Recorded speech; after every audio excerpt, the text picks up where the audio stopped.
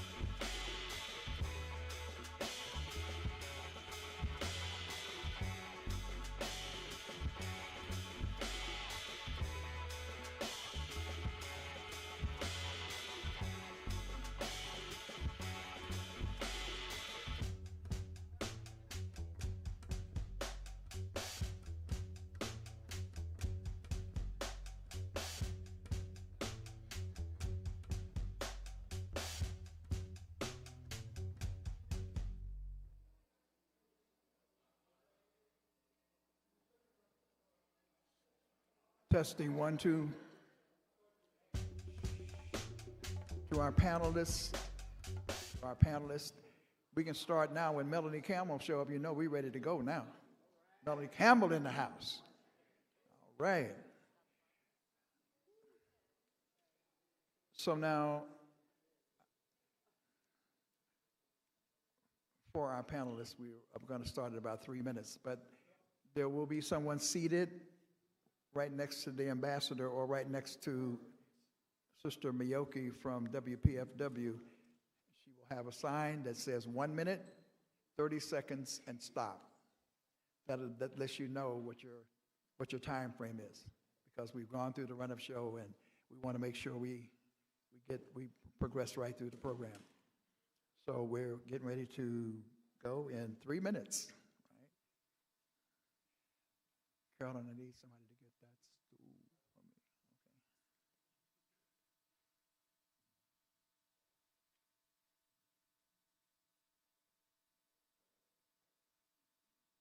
I don't know whether the folks who did the decor came up or not, but they did a beautiful job in fixing up the reception room. Let's give them a big round of applause.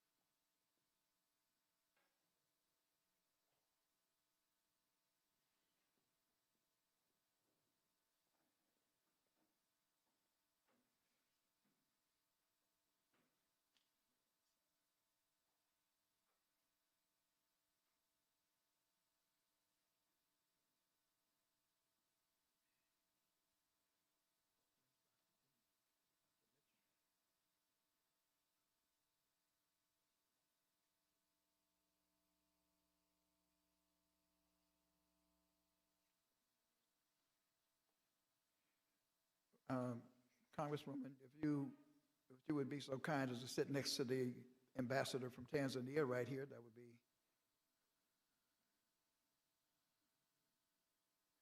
next to the lady. If y'all would make room for, you can tell that's Sheila Jackson Lee's daughter. Looks just like her.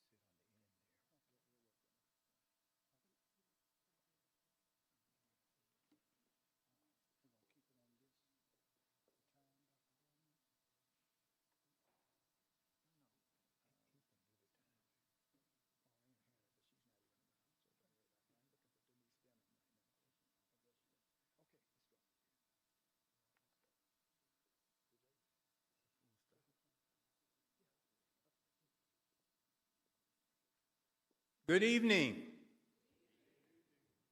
Oh, you got to have more energy.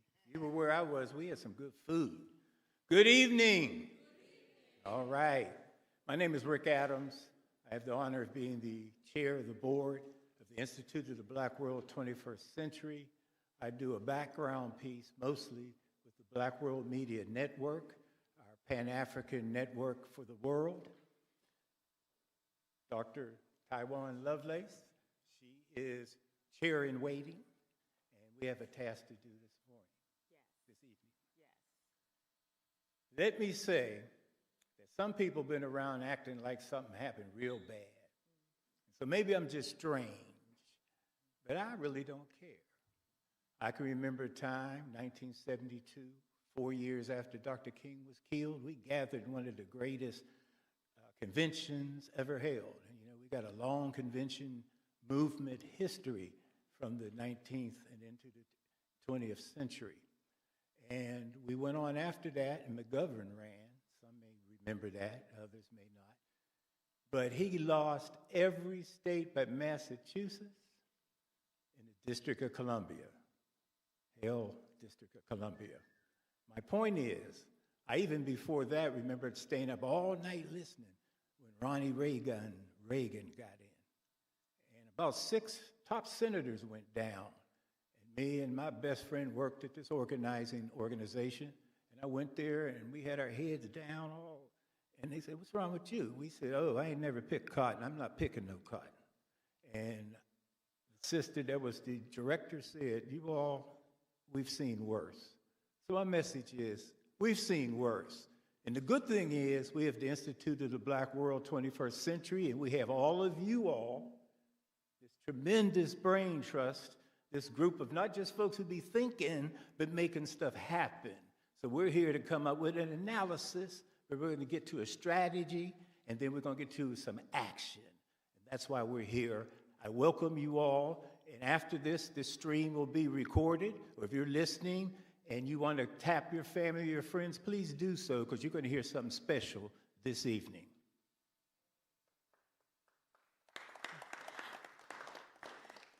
Good evening, everyone. I'm Dr. Taiwan Lovelace, and again, welcome from the Institute of the Black World. Let's embrace the spirit of unity, collaboration, and progress as we engage in this discussion this evening.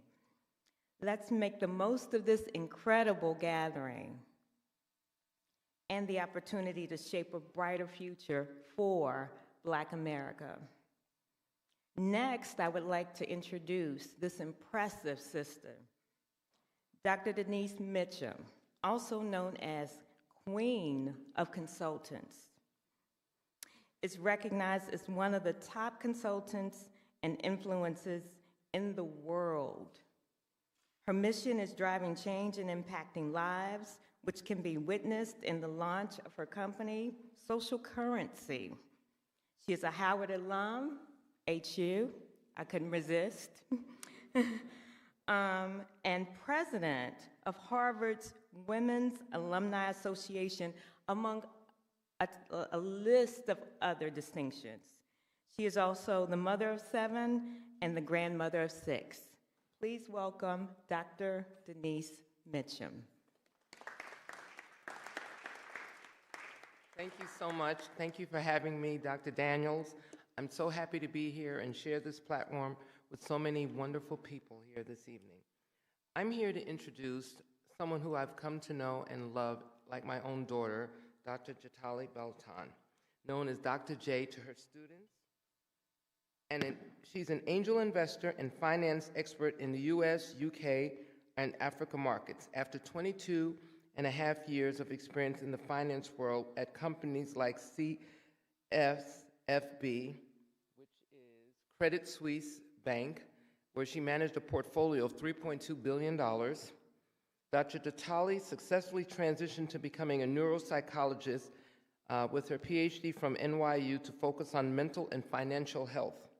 Her most recent accomplishment, she is co-host and finance expert on a show for Disney and Microsoft Philanthropy Department, Our America in the Black, co-owning a gold mine in Ghana where she and her team are working on minor rights, creation of an education-based crypto hedge fund, and a youth adult finance curriculum in 430 schools in the country.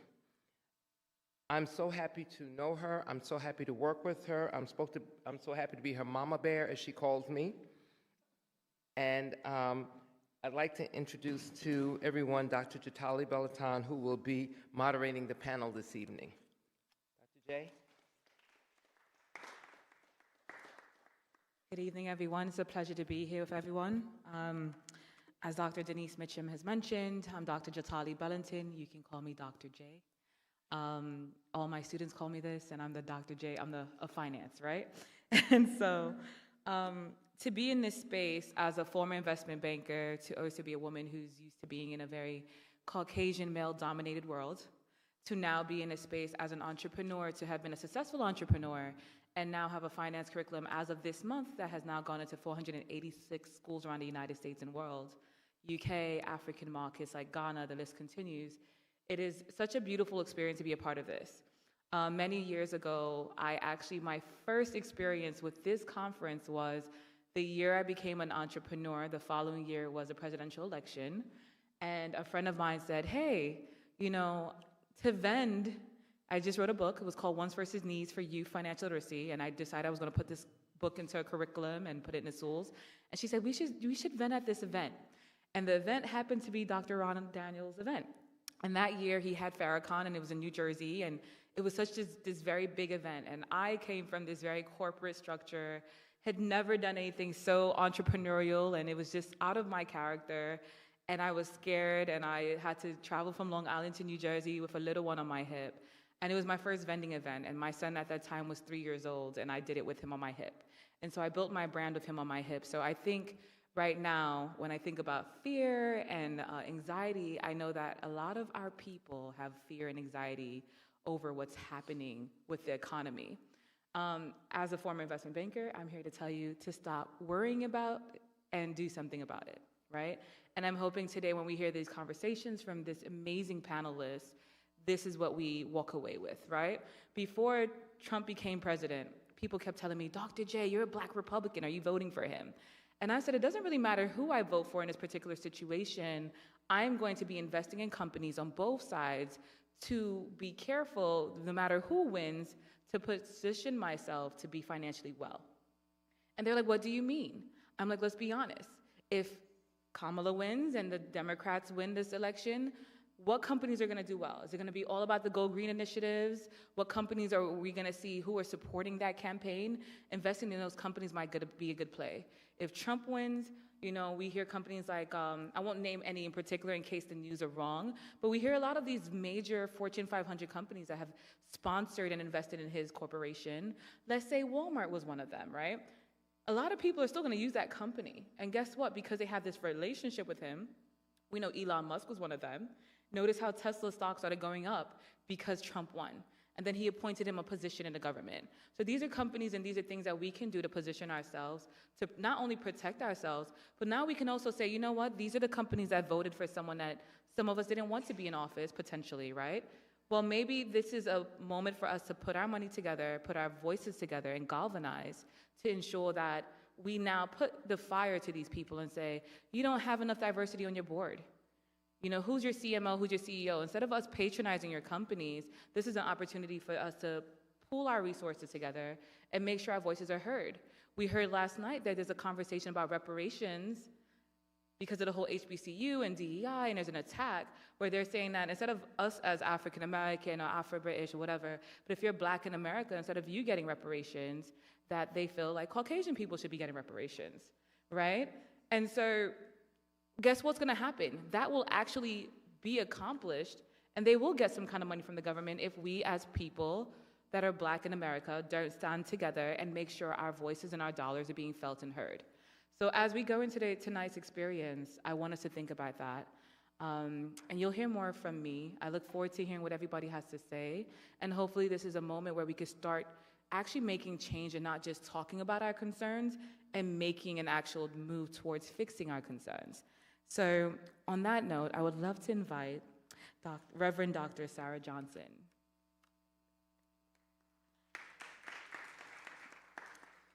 Friends, good evening. Let me offer you a formal and official welcome to the New York Avenue Presbyterian Church. I am Reverend Dr. Sarah Johnson. I'm the senior pastor here at the church, and it is a true privilege to welcome you to our church and to this important event this evening.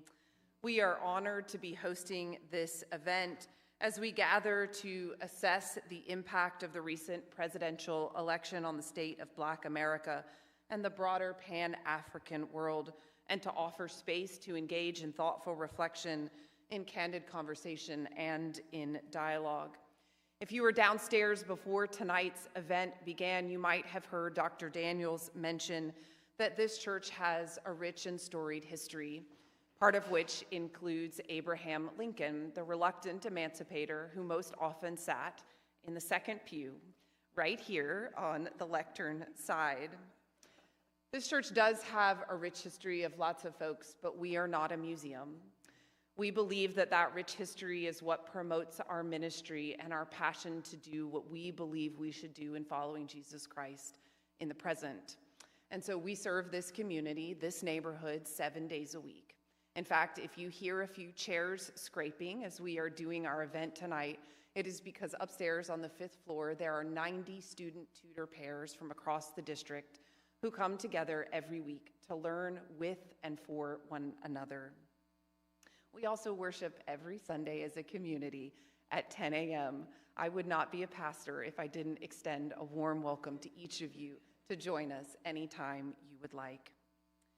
Standing as we do at this critical intersection between faith and politics and justice, both in this building but also in this city, let me offer to bring in a spirit and to invite a spirit of God's wisdom and God's justice as we begin our conversation and our time. So let me open us with a word of prayer.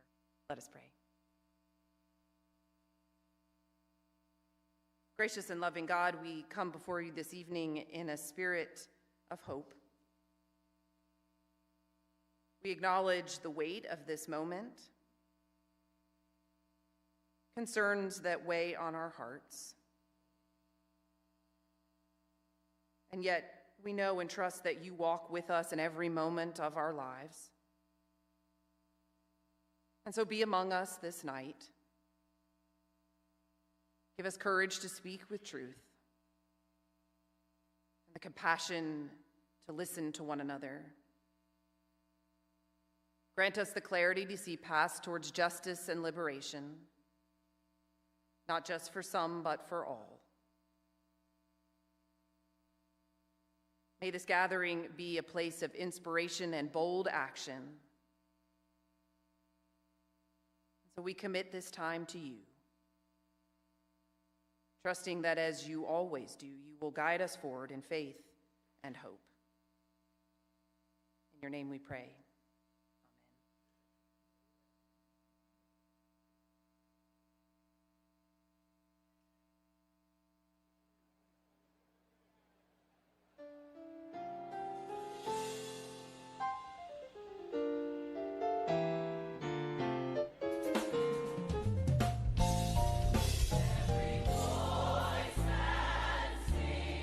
Till earth and heaven ring.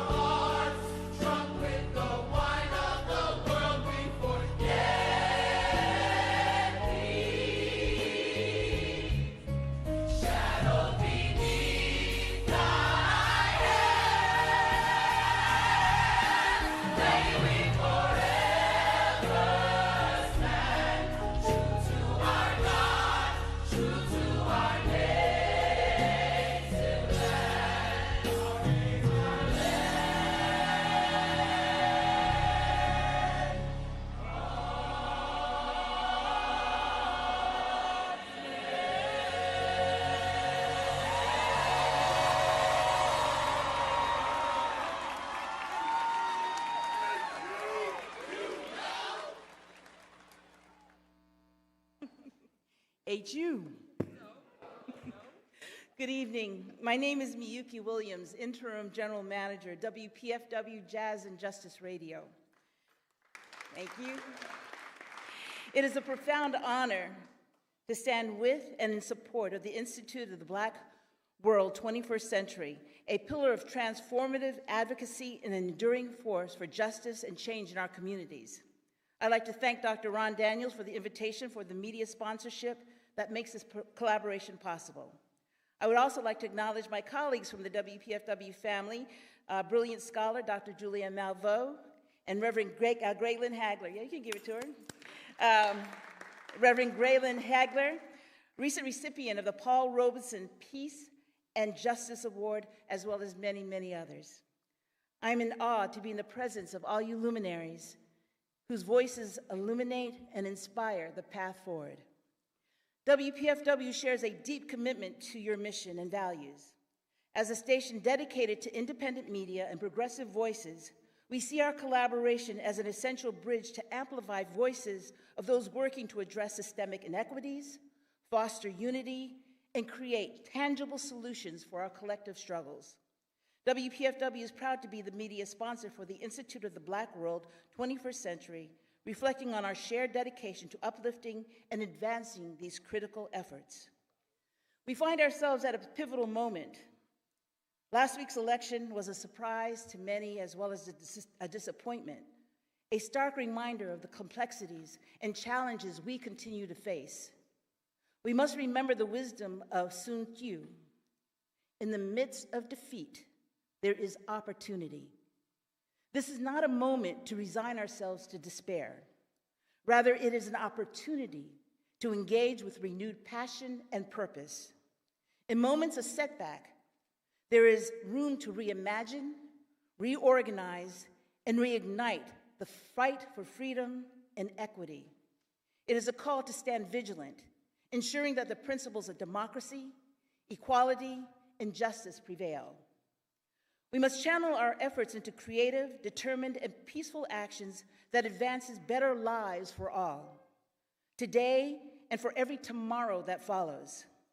Through mutual engagement and collective power, we have the tools to shift narratives, to shape policy, and to inspire hope.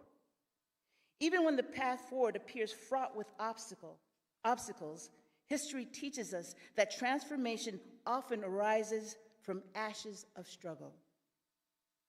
As we look to the road ahead, WPFW remains dedicated to broadcasting the crucial dialogues, initiatives, and stories that strengthen our communities and deepens our resolve. We recognize that together we are stronger. Together we can amplify the messages that empower, the music that heals, and the stories that bring light to darkness. Together we will continue to shine the light where there is none, speak truth to power, and build a better, more equitable world, one broadcast, one story, and one action at a time. Thank you very much for your work. Thank you for being here.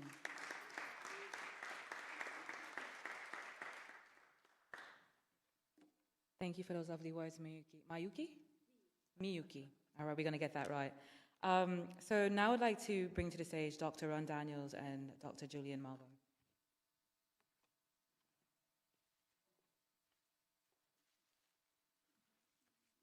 So we have a very special moment. Let's give WPFW a big round of applause, by the way.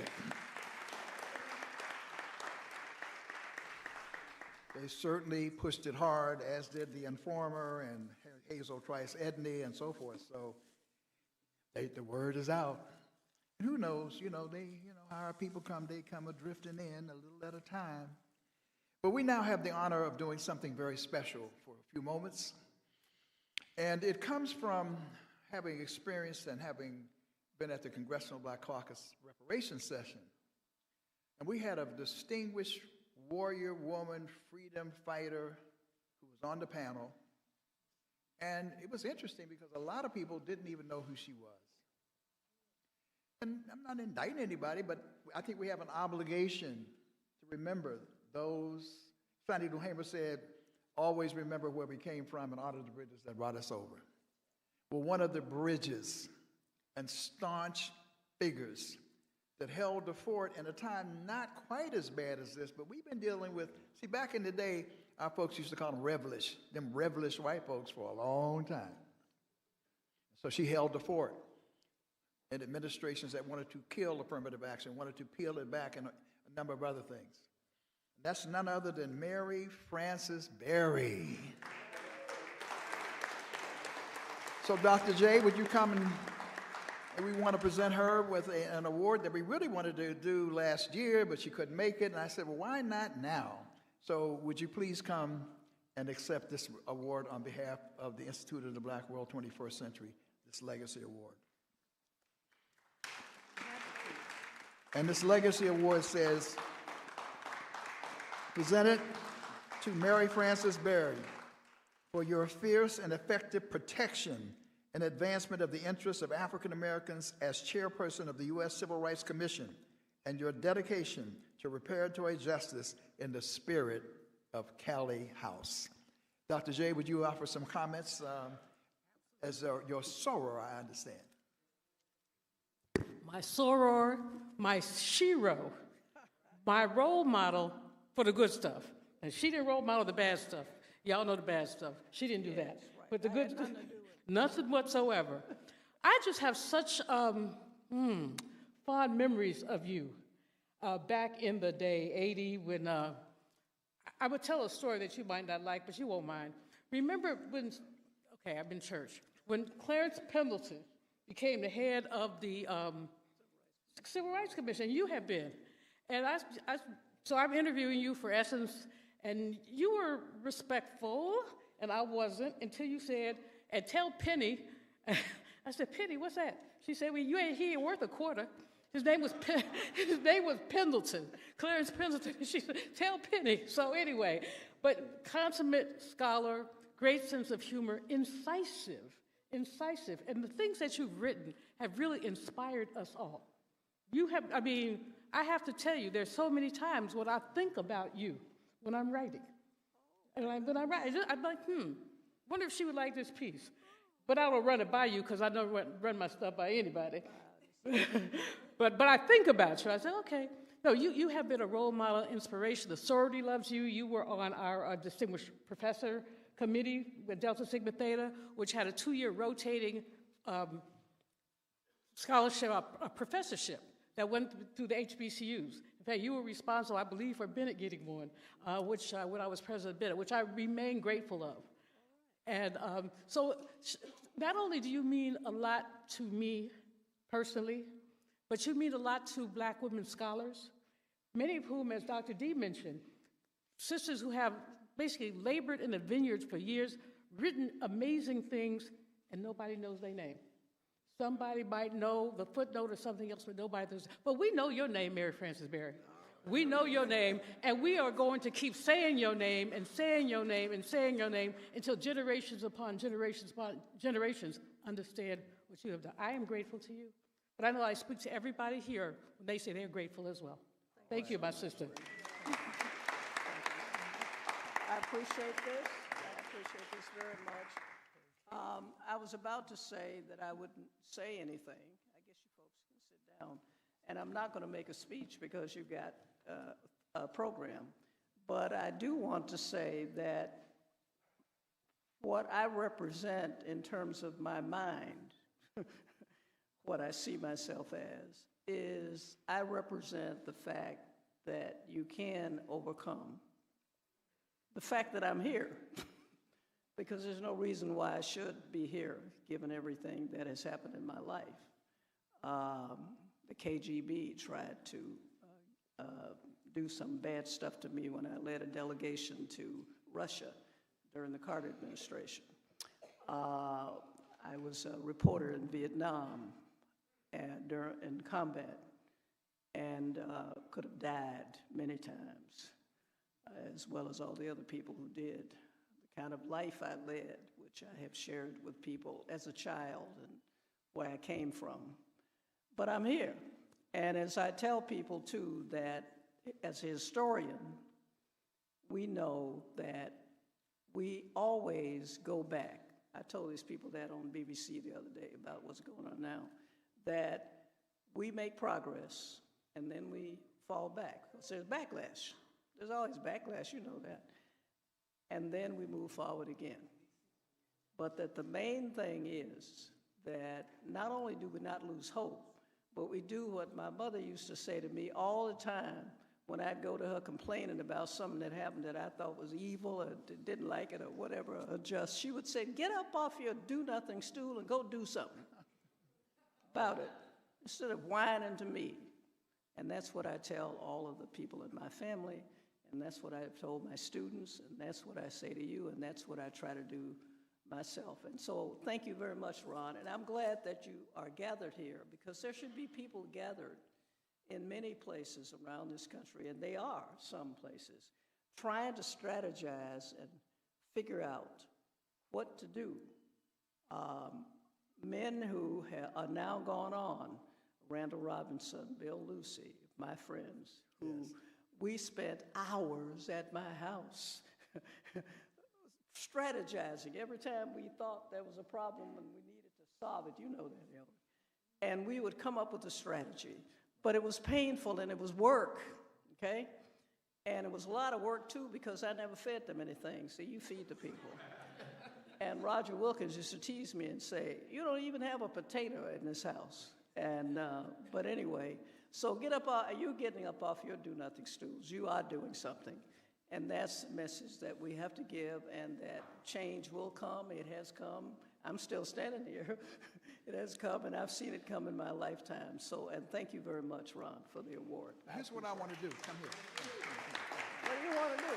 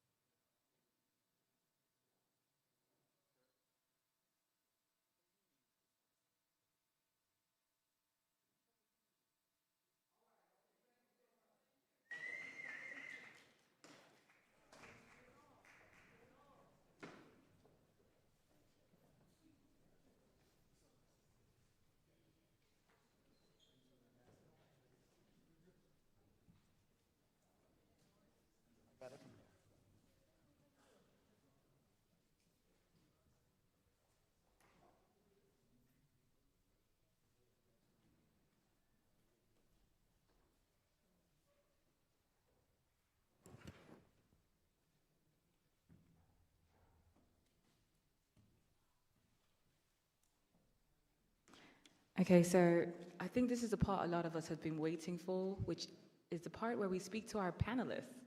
So I'm going to say your name, and if you could just, stand up and wave and let everyone know who you are, just your title, that would be great.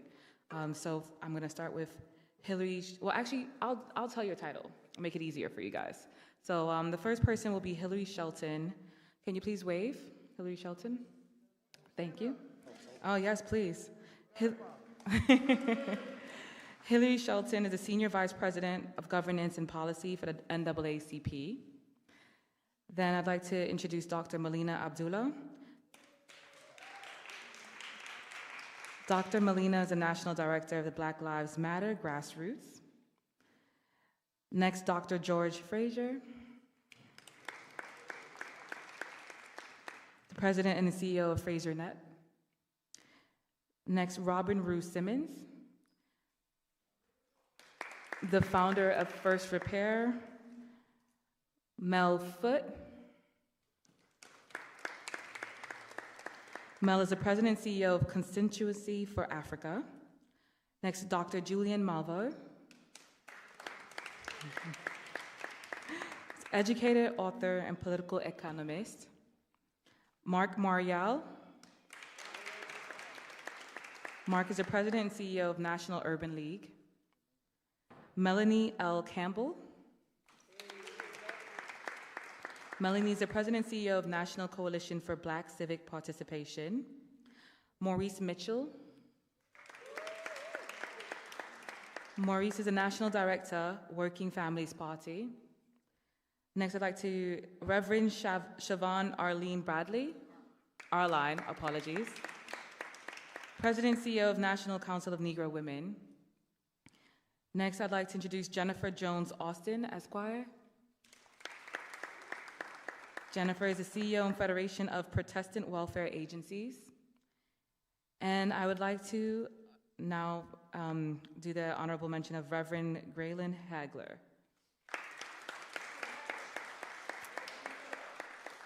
Senior Advisor and Fellowship for Reconciliation, USA. All right. I'd like to now welcome to the stage Dr. Ron Daniels again. All right, thank you very much, Dr. Jatali. Did we forget somebody? Yes, I did not. Are we good? Did everybody's name get mentioned? Okay, perfect. We got them all. We don't need no more. We got plenty. Let's give our moderator, an MC, a big round of applause. Thank you so much for being here. Just a slight deviation from the printed program for a good reason, but I also would just like to acknowledge the president of the ambassador from Tanzania, who has been kind enough to be here by way of the invitation of our Secretary of State, Mel Foote, and that is Ambassador Elsa Kanza of Tanzania. And boy, I have some stories to talk about Tanzania, going all the way back to well, I won't tell how old I am till later. But we also have a very special person in the room that's very near and dear to our hearts, because we say that the fruit does not fall very far from the tree. And unfortunately, we miss the Honorable Sheila Jackson Lee, the most tireless, visionary warrior working on, I love John Conyers. He was my best friend in Congress and all that, but no one did more to advance the cause of federal reparations than the Honorable Sheila Jackson Lee. And so we're delighted that her daughter, who is standing in her seat and is in the interim position as the congressperson, would just drop by to say hello to us. So would you please welcome Congresswoman Erica Lee Carter.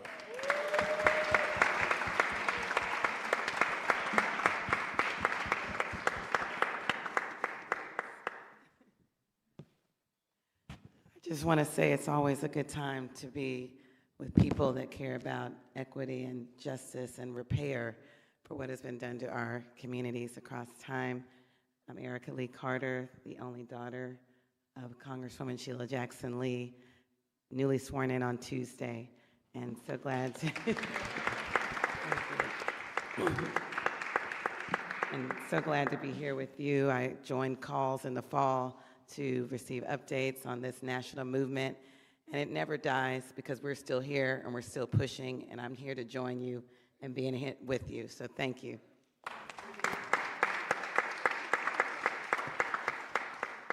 Okay, we want to now get to, it's all substantive. You know, we have to greet and honor each other and say the anthem and all those good things. And we hope you'll be patient, by the way. You know, we have this thing now about it's got to be quick. The sound bite is real quick and all that. But, you know, some things don't lend themselves to being brief. Now, we don't have to be long for the sake of being long.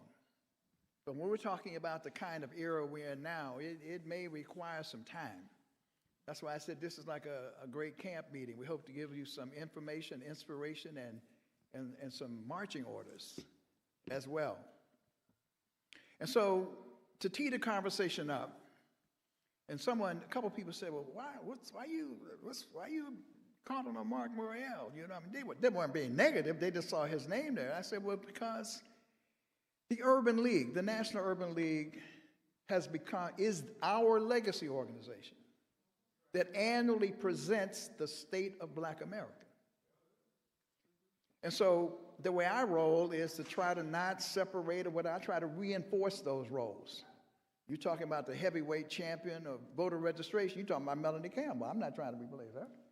I can't replace her.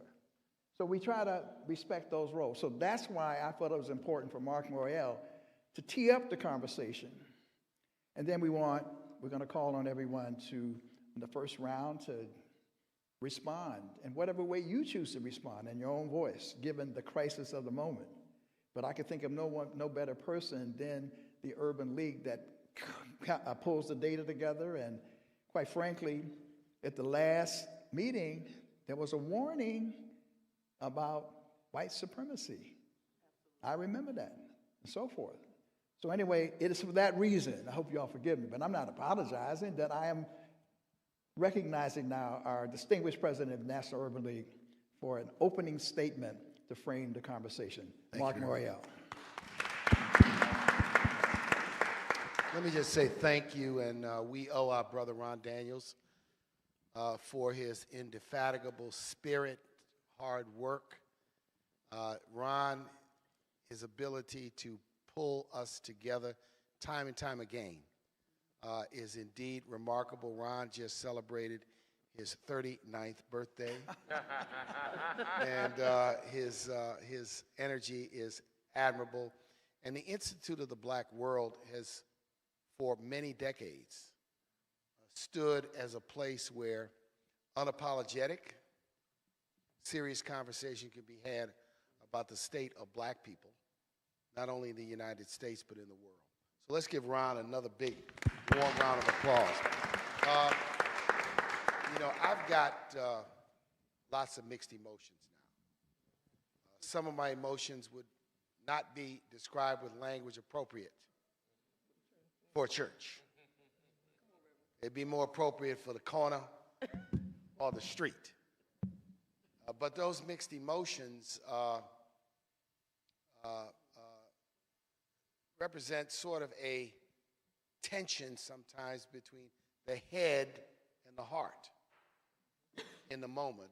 I liken this moment to that moment when you're flying on the plane and the pilot says, "Ladies and gentlemen, seat belts, please." And then the pilot very quickly says, "Flight attendants, take your seats." And says, "We're about to go through moderate turbulence, but you know it's going to be heavy turbulence. We need to buckle up and take our seats.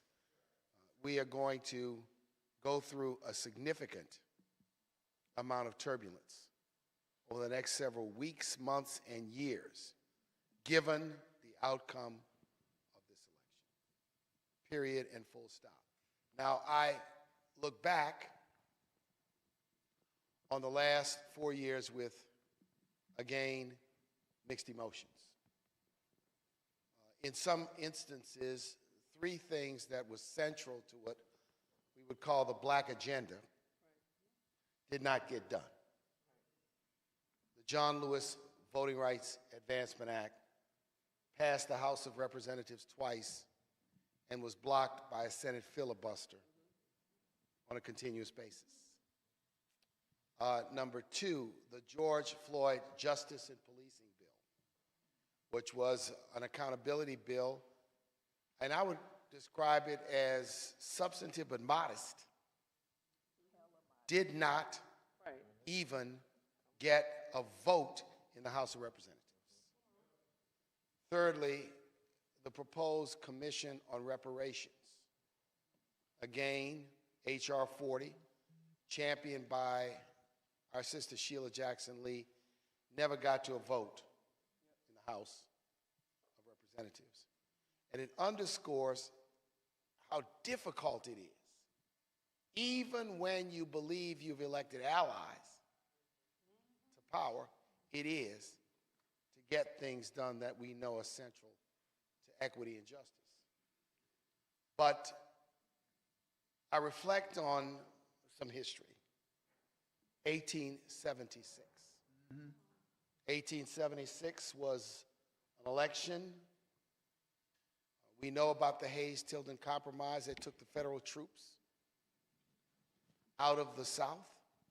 But one point that we don't talk about enough is that it also led to a court-packing effort by Southerners, which in 1883 led to the Supreme Court striking down the Civil Rights Act of 1866. If you go back, Ron Daniels, and look at the Civil Rights Act of 1866, it eerily looks and reads like the Civil Rights Act of 1964.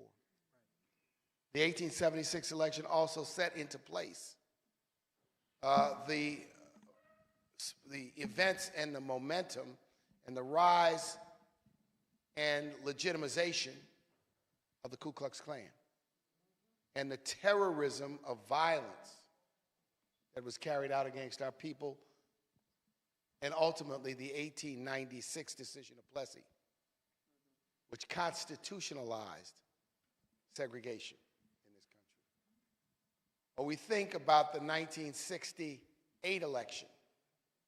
The 1968 election when Nixon and his Southern strategy and his silent majority, augmented by the candidacy of George Wallace, he's got 12% of the popular vote, led to the Nixon administration and the policy of what Daniel Patrick Moynihan called benign neglect, and the assaults on affirmative action, but also the recomposition of the Supreme Court, which I would argue began the setting into motion of what we've seen in the last not only 24 months, but in 10 years with the Shelby decision, the decision on college admissions, and the decision in Dobbs.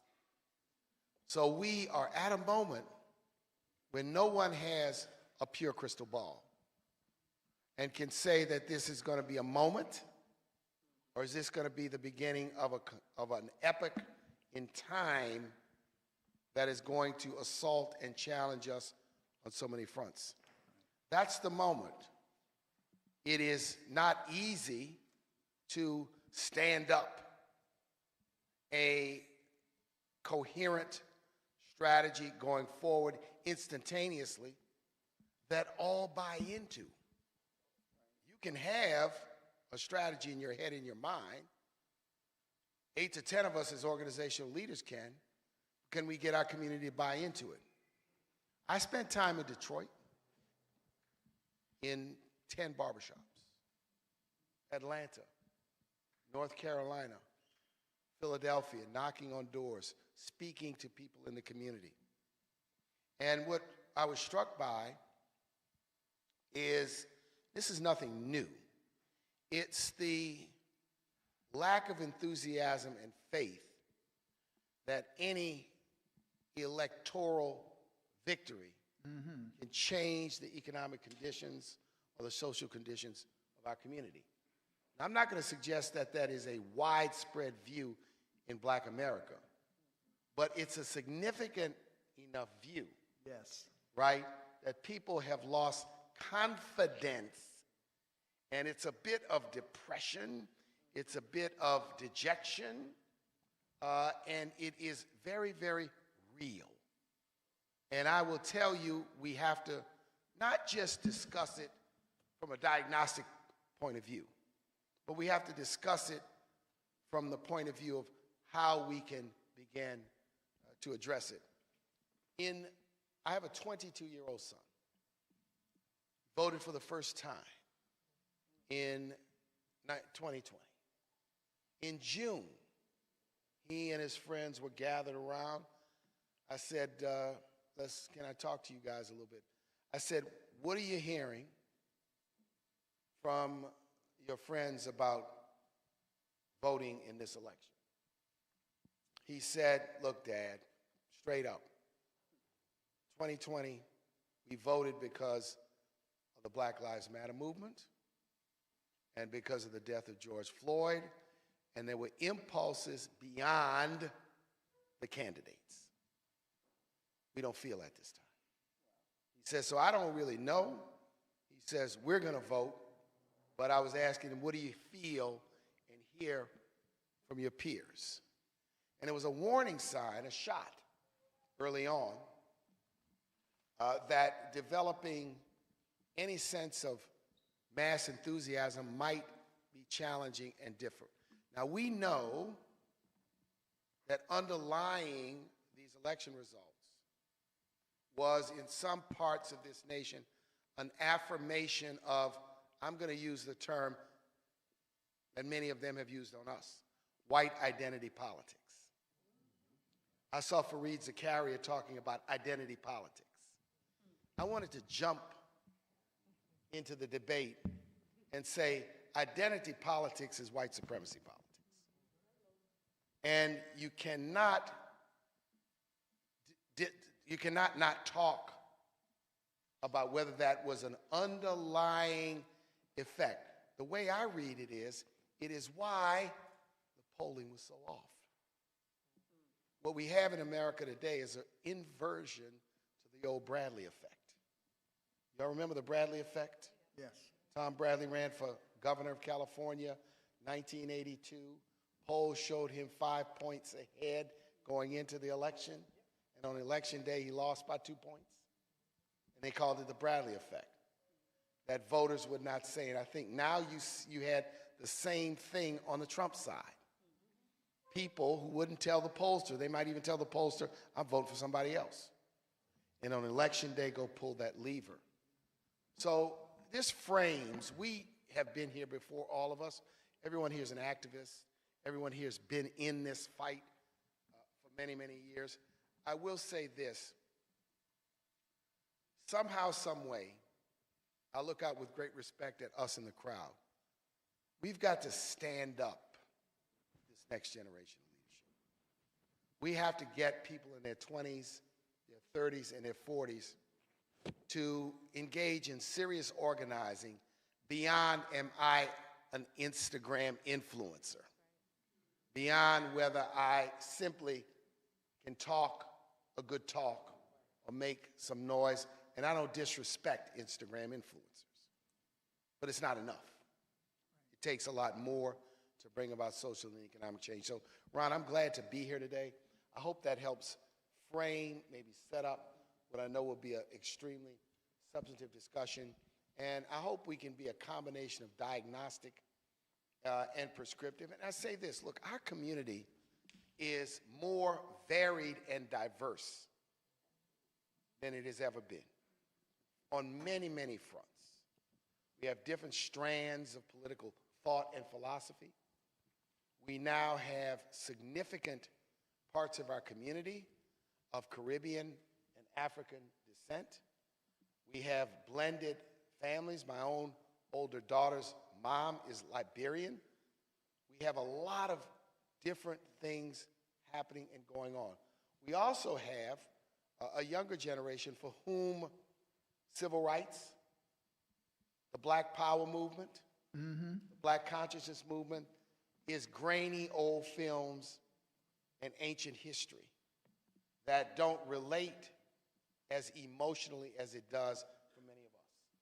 So we got to recognize these realities as we think as leaders about how we go forward and what guidance we want to give to those who listen to our voices in this moment. So thank you. Thank you very much. Now, we want to hear from our panel, and I'm going to go first to Reverend Siobhan Arline Bradley, and delighted to have you here. And I say that because I also think that there are a lot of people who don't know enough about the National Council of Negro Women. I mean, Mary McLeod Bethune, and I mean, all of the incredible work. And there's a sister who's around here named Janice Mathis, and I know her, and I made a commitment. I said, look, whenever we do something, the National Council of Negro Women will always be there. You have the floor for your reaction and your summation and what you feel is important in this moment. So thank you so much, and awesome to be on a panel with folks that I love and some that I don't know. And great to be in the house of the Lord tonight, honoring the pastor who was a woman. Amen. And I want to just offer that in the context of how I do this work. So first, let me just apologize. I have to pick up my son. I'm also a mother of a little child, and so I have to pick him up from the basketball court tonight. But I did want to be here to be able to offer this context. First of all, NCNW will be 90 years old this year, 2025. And we still serve as the only Black and woman-owned building on Pennsylvania Avenue. That's right. I want to be very clear. When we activated this with under Dorothy Irene Height, who was our longest-serving president, many of you, if you're from the D.C. area, you know Dr. Height, you knew about the Black Family Reunion, you know about NCNW. But for decades, our organization has done two things. One, organized Black institutions. Mary McLeod Bethune was an institutionalist. She believed in activating not only young people, but she gathered on December 5th, 1935, 22 Black women's national organizations and said, if I can get Black women to agree on political, economic, and social justice areas, I believe we can change the trajectory of our women. That was in the middle of the Depression. This is how visionary she was in the context of the work. If you know about Bethune-Cookman University, she founded a university. And I don't think that people know the history. She was also the only Black woman who stood on the grounds of the United Nations, informing the actual development of the United Nations. Mm-hmm. So we need to talk about NCNW in the context of who we were as a founding organization, but also where we are now. I am the youngest person to ever sit in a seat like this. I am in my 40s, so I was laughing at Mark like he's talking about me. And it is a joy to sit in a space to recognize that I'm a Generation X student of the movement. I was trained by baby boomers, but I activate millennials and Gen Zs and Gen Alphas.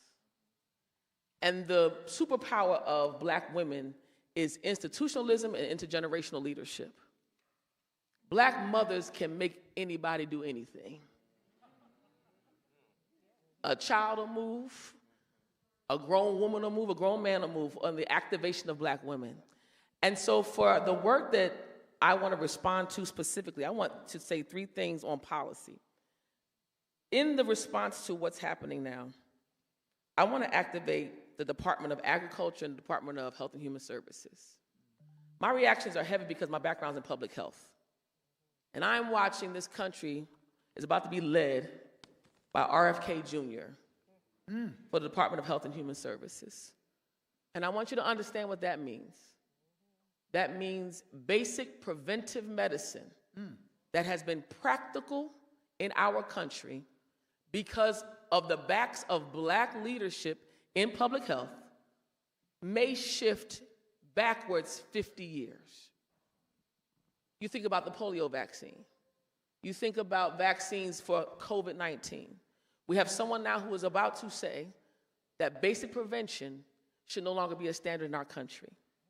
I'm lifting up the Department of Agriculture because I'm also in population health, which means women, infant, children.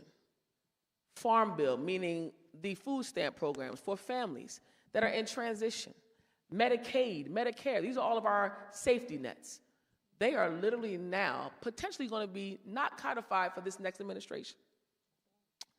And what does that mean for seniors, for persons who are living with disabilities, for mothers and children? That means that they may not have access to food. And who are we as social justice leaders if we do not activate around not just the justice side of this, but the humanity side of this work? And I'm here representing the voice of every mother who's trying to feed their child, of every family who is trying to make ends meet, of every school that's trying to figure out how to activate and not remove Black history from schools. 619 pieces of legislation and the referendums across the country to remove basic curricula around Black history is unconscionable. And yet and still, a potential president-elect now stating publicly that he will remove diversity, equity, and inclusion. What that means is if you do not use the words, you will not do the work. And we're standing on a collective agenda to be able to activate families, citizens that activate in healthcare, in education, in transportation, But the last thing is economic development. Your bottom line will now be affected. And so I know we'll talk more about that, but I wanted to offer those things as highlights for you. And NCNW is here to activate. We activated over 200,000 voters over 8 states in 8 weeks because we have women and families that are activating our right to vote. It's now time to reorganize and activate on the ground. It's going to be bottom up, top down, hands locked, and brothers and sisters together. All right. Not following the propaganda that we're a part. All right. All right. All right. You know, I think the other thing that becomes useful in the conversation, I'm just going to inject this, is sometimes it becomes important to try to translate to our sisters and brothers on the ground who delivered those things. You know, we had this conversation about the Biden administration and some of the incredible things that happened. And I'm kind of crude, you know, Joe Madison used to say we had to put it down where the ghosts can get it. So how do you feed people and then don't tell them where the food came from? How do you have advances that have been made even where white women are benefiting from being in positions of power? It was not conservative white movements that produced that. So I'm just saying that it's important that we be able to interpret to our folks, you know, where are things coming from? What these parties that are irrelevant, that ain't doing anything, so forth and so on. What's happening in that regard? Jennifer Jones Austin, you and I had some real good conversations, and I was saying, let's jump on the Kamala bandwagon, and you had some stark warnings. And you don't need to necessarily talk about that, but you were saying, I don't know, Dr. D, I don't know where white women are going to go on this question. So I want to turn to you for your opening comments, your assessment of where we are. So let me jump right in here. First, let me thank you for this opportunity to be sitting with this esteemed panel and with all who are in the audience, who I'm sure have their thoughts to share as well. Let me first just clarify something for everybody. It wasn't that I wasn't with Kamala. Oh, I know that. Right, but I want everybody else to understand. What was happening at the time was it was in early July, and there was a movement. There was a push to move Biden out. And we were in a conversation, and I said, and I actually put this on social media, and I got slammed by some of my black sisters in leadership. I said, because it was like, they better not move Biden out and step over Kamala Harris. And I said, they're slow to move because they're engaged in a probability calculus. And I said, the probability calculus is that they are trying to assess whether Kamala Harris is more electable than is Joe Biden. I was not speaking at all to credentials and qualifications, but rather what I was speaking to is very recent history, precedent, that showed us that in 2016, 56% of white men and 53% of white women said to the person who then was the most qualified to ever run for the United States president that she should not be in office. Hear me, 56% of white men and 53% of white women said no to a white woman. Now, when we have lived through slavery and white women allowing our sisters, our ancestral sisters, to be treated as they were, when we have lived through the suffragist movement, the feminist movement, and still today, issues of pay inequity, where they're not looking at how black women are treated when they talk about pay equity and fair pay, when they talk about, or do not talk about occupational segregation. The writing was on the wall. And why? Because racism and sexism, along with militarism, have proven the most powerful tools for upholding what is foundational in this nation: structural economic deprivation. Dr. King taught us, Fred Hampton taught us. My father wrote in the book God in the Ghetto in 1979 that what we are dealing with is a system a system of capitalism, militarism, and racism, and I add misogyny, working together to continually oppress people of color. Racism, sexism, misogyny are tools. They are not the end game. They are the tools to uphold this system of economic deprivation. So we have to understand that until you address what is foundational in nature, you're just going to keep doing the same thing over and over and over and expecting different results. So what we're grappling with right now, my friends, is what the General Counsel to Bishop Desmond Tutu told me when I was centering on racial justice in New York City and changing the New York City Charter, the Constitution. He said, Jennifer, be ever reminded that those who created the system created it to persist, no matter what.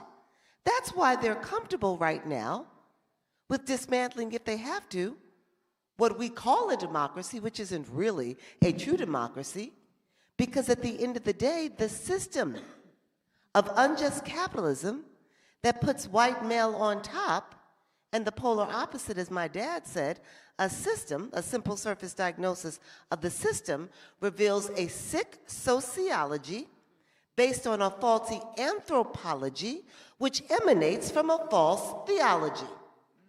The false theology is that God is white and white male. So anthropologically, the white male is most like God, so the white male is supreme, and God has ordained it. And so then sociologically, you order your society.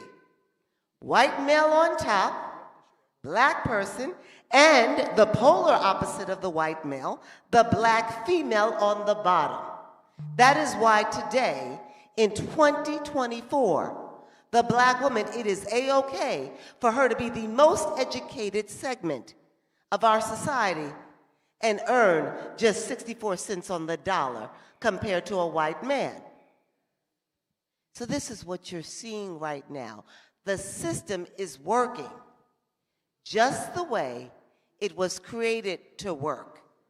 And until, my friends, we develop strategies that focus on the foundational structural underpinnings, what really is the game, until we do both and, the structural, and then all this systematic, programmatic, policy to policy, president, like president to president, until we address that structural, we're just going to keep doing the same thing over and over and expecting different results.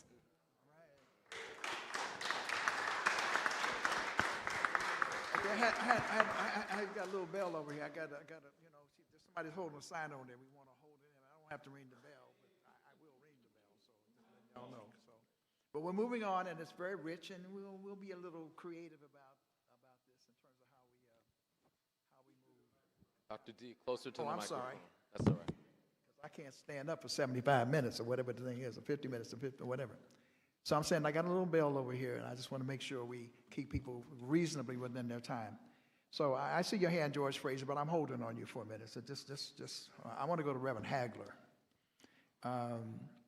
Reverend Hagler has been holding down some serious spaces in a lot of places, in a lot of ways. And some of the issues that he was dealing with were issues that cropped up in the campaign and were issues that people were concerned about deeply in our community. And but you can speak in whatever way you want to, Reverend Hagler. Thank you so much for your years and years of service. Reverend Hagler. Thank you, Doc. Thank you so much. I wrote a paper after the election, an article. It was entitled Trump, an Orgy of White Maleness. Because white males celebrating, they were celebrating throughout the campaign. In it, Trump talked about make America great again. White males heard make white maleness superior again. Because what had been taught is that white males have become the minority in this country and in the world, and are sensing that. It's misogynistic, yes, but it's also built on this paradigm of white supremacy. And folks were afraid to deal with white supremacy, whether within this border or in Palestine or across the continent of Africa. People are afraid to talk about the evils of white supremacy and what it has meant historically to all of us and to the world. One of the things that I've been trying to teach is you can't stand up against white supremacy if you don't stand up against it wherever it is on the globe. That you're a hypocrite and you weaken the movement against dealing with white supremacy. But we got to remember, and I'm glad it was pointed out, sexism is a part of white supremacy. Racism, of course, is a part of white supremacy. It's just ironic to me, because I heard folks talking about, and I'm going to put it out there if y'all don't mind. I know I'm in the church, Rev. But as one preacher said to me, he says, why would I vote for a pussy to put her in the White House? That's how deep the hatred is around women. That folks can vote for a white man, but definitely not a woman of color, no matter what she had. And you know, it goes back to my seminary days. We were pushing for a black faculty person at Chicago Theological Seminary. And I had led a strike of the students. So they agreed to have us engage in the interview. Very brilliant brother from South Africa was a finalist, Simon Mamilia, who had not only one PhD, but two. And then he was up against a white man who hadn't even got his PhD yet, hadn't even finished his comprehension exams. And the white student said about the South African, I really don't believe he's qualified. That's what we deal with over and over again. Let me just say this, and I'll end on this. Screw the Republicans. Screw the Democrats.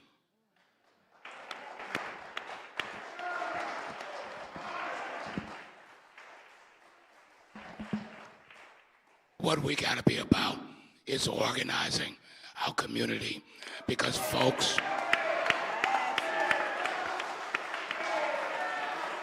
because even our friends, we had to kick their butt in order to get what we got. Whether you're talking about voting rights or anything that we struggle with, our friends had to be made to do it. And the thing is, we wanted to protect our children from the struggle rather than tell them the story of the struggle.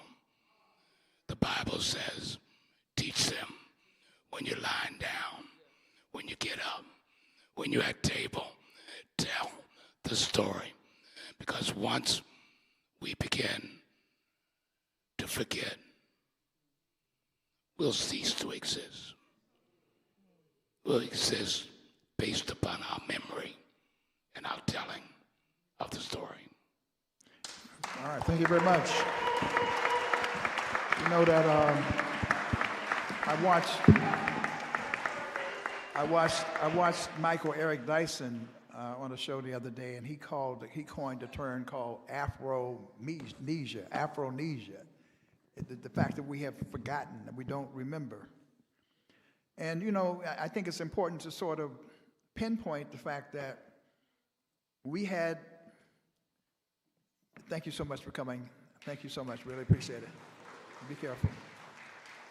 We had a scenario where someone at a rally said, in effect, that Kamala Harris was a hooker. And people applauded that. And then the vice presidential candidate said, we got to clean the trash out of our system. And that trash is Kamala Harris. So the question becomes, at the level of racial pride and racial dignity, how does any black man vote for someone who says that about one of our sisters? I mean, so I'm saying that it happened, and I'm not, you know, but we got to figure that out, because how did that happen, right?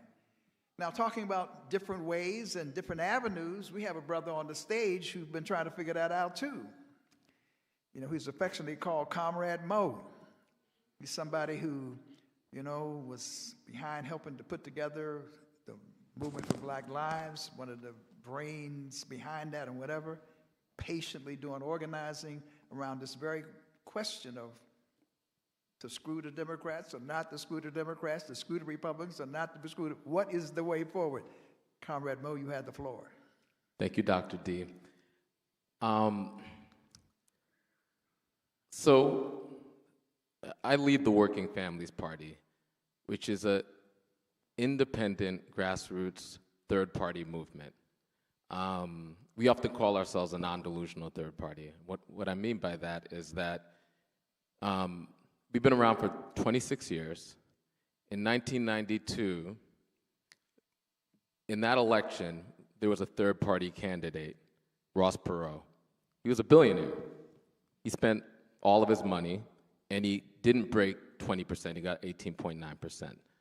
A few years later, the folks who developed the Working Families Party took that information and decided that building a presidential candidacy as a venue to build a third party was not a strategy that they felt as working people would be a viable strategy. So since then, they've been building it county by county, city by city, state by state.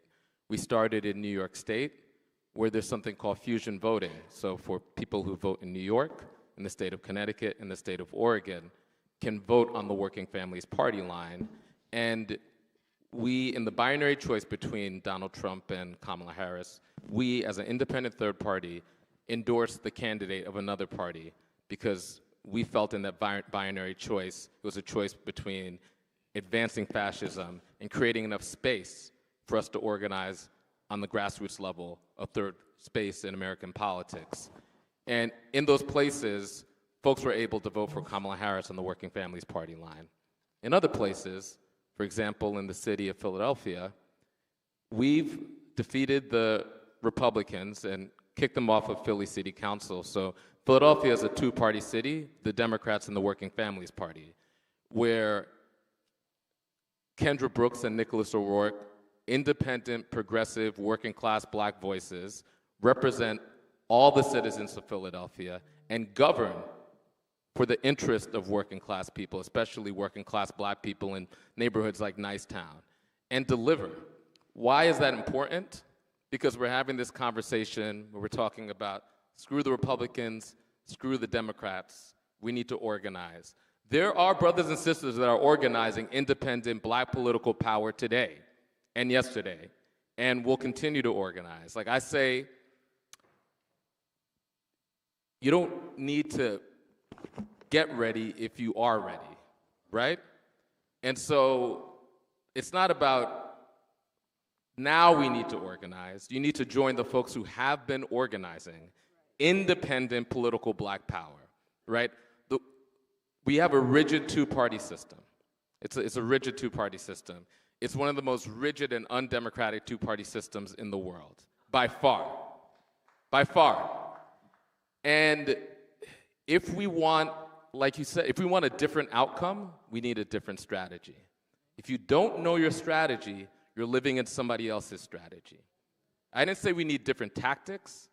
We need a different strategy. Project 2025 is real, by the way. It's not cap, it's real. And it has been in existence on the local level, on the state level. Talk to folks who live in Georgia. Talk to folks who live in Louisiana. Talk to folks who live in any place where Republicans have governing power, and they'll tell you about how real Project 2025 is. It's now going to be visited on all of us. And we can't just organize as individuals. We need to organize inside of organizations in order to not simply push back against Project 2025, but our job is to understand that Project 2025 and the Trump election is the byproduct of 5 decades of organizing, resourcing, and planning, right? The Heritage Foundation was developed in the 70s, right? When their movement was in the dumps, when the racist right and Christian right and corporate right needed to develop a strategy, and they did. And they built organizations, and they built a plan. They didn't win every single election, but their plan continued. Donald Trump isn't the author of Trumpism. Donald Trump just happens to be one of the main characters of Trumpism. We have to ask ourselves a question. Do we want to be bit characters in the Trumpist novel, or do we want to write our own story? And the way that we as black people write our own story is to get serious about a black agenda, black organization, and a plan.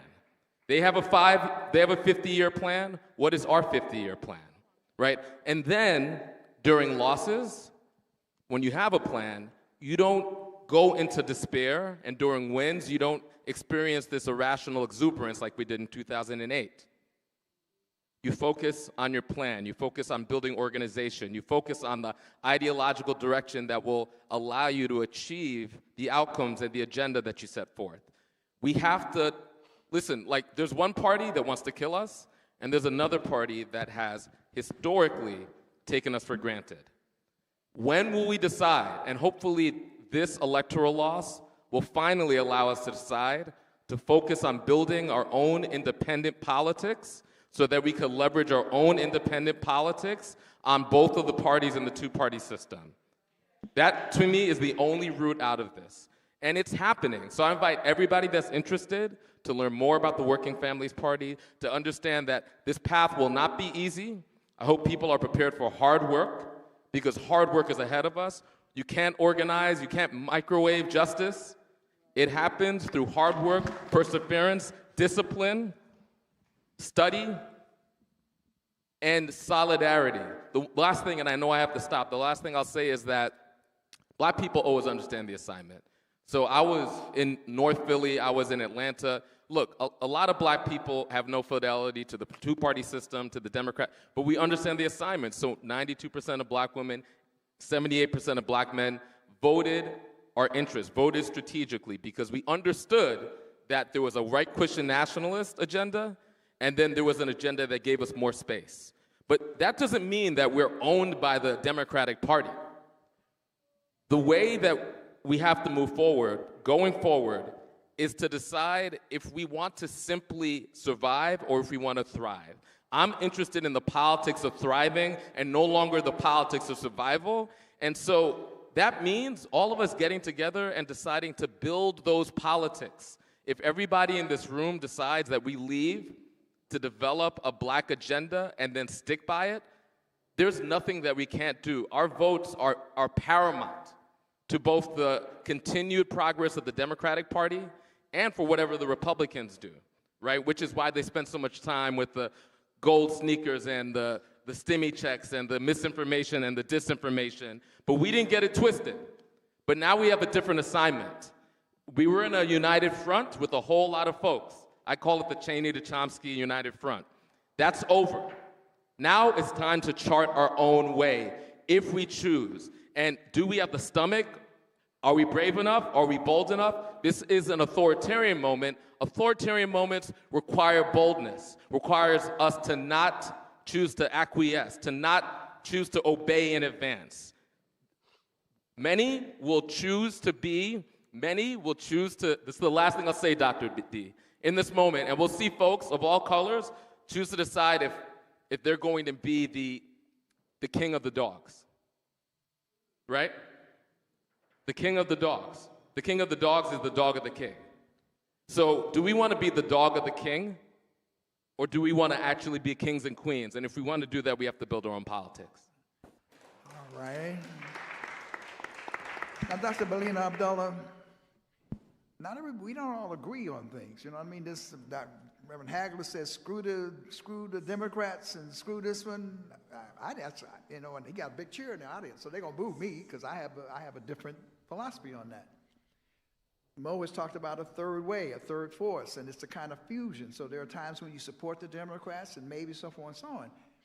You took the radical position. You were the vice presidential candidate for Cornel West, one of the most popular figures of our time. So where did you come down? Why did you take that path in this, not only in this moment, what was your analysis and where do you see where we are now? Sure. So thank you so much, Dr. Daniels, for inviting me. Thank you to the Institute for the Black World. And one of the reasons I think many of us are all here is to hear from each other. So to be sitting here with Dr. Malveaux, who I want to be when I grow up, but also to have my little niecey poo out here, Deja, HUU now, junior at Howard University. And then my Howard University classmates here. It means the world for us to be able to come together and kind of assess what just happened, but more importantly, chart a course forward. So the last time I was on a stage with Mark Mariel, he won't remember, but I do, was in 2016 at the Congressional Black Caucus. And we were invited to do that opening plenary. And one of the things that I said that caused me to never have been invited back to the CBC is if the Democratic Party wants our vote, they got to run better candidates than Hillary Clinton. Well, what just happened is they didn't run a better candidate. And I'm just going to be straight up. Kamala Harris might have had the vibes. She might have been able to pay the $10 million for Beyonce or $5 million for Megan Thee Stallion or $1.8 million for Eminem. She might have been able to get influencers out there, but we have to remember that when you cast someone who is, and I understand Donald Trump to be the absolute devil incarnate. He is the devil incarnate. This is not a joke. This is, I know that when we saw Matt Gaetz, you're putting a child rapist on your cabinet, right? This is sick, but you can't counter evil with a lesser evil. And we have to remember that Kamala Harris, for many of us, even though she felt better than Joe Biden, she didn't do and present what we need for Black Power. And so I am a Black Power organizer. I'm born in the 70s in Oakland, California, right? I'm for my people, and I've been trained to be for my people. And when you have someone who is telling these young people, and I think it's really important to remember the moment that we're in, right? And I heard it said that we have to tell people to get up. Our young people were already up. Our young people were putting everything on the line. I'm the mother of a 20-year-old, an 18-year-old, and a 14-year-old. My 20-year-old is co-founder of Students for Justice in Palestine at Howard University. They put everything on the line, camped out for months at a time. You got Black folks in neighborhoods, Sister Robin, you know this, putting everything on the line to say, we demand the debt that we're owed, reparations now, and the kind of reparations that comes with a check. People putting everything on the line, and what happens is someone is trotted out who's there to really quell protest. But what we need and what pulled me into this presidential race, and I'm someone who said I would never, ever, ever, ever run for office, because one of the other reasons that Dr. Malveaux is who I want to be when I grow up is, I'm going to tell on you a little bit, Dr. Malveaux, is I said I would never run for office because I like to cuss a lot. I like to stand outside of a system that I understand has intentionally placed targets on our backs, and loudly and proudly proclaim myself as an abolitionist. I am not here to tinker around the edges of fundamentally unjust systems. I'm here to tear them down and build something new. And so when Dr. West decided he was going to run for president on a platform of truth, justice, and love, when he said we're going to build policy pillars that say gender justice includes not just the right to have an abortion, but also an economic investment in women that says we're going to provide resources so if you want to give birth, this society is obligated to take care of those children, right?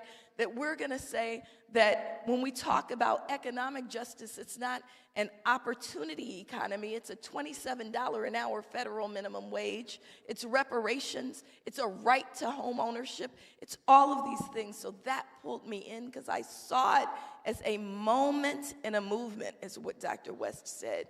And I saw it as an opportunity to use an electoral tool that bolsters a movement on the ground. Here's where I'll close, because I saw the sign go up.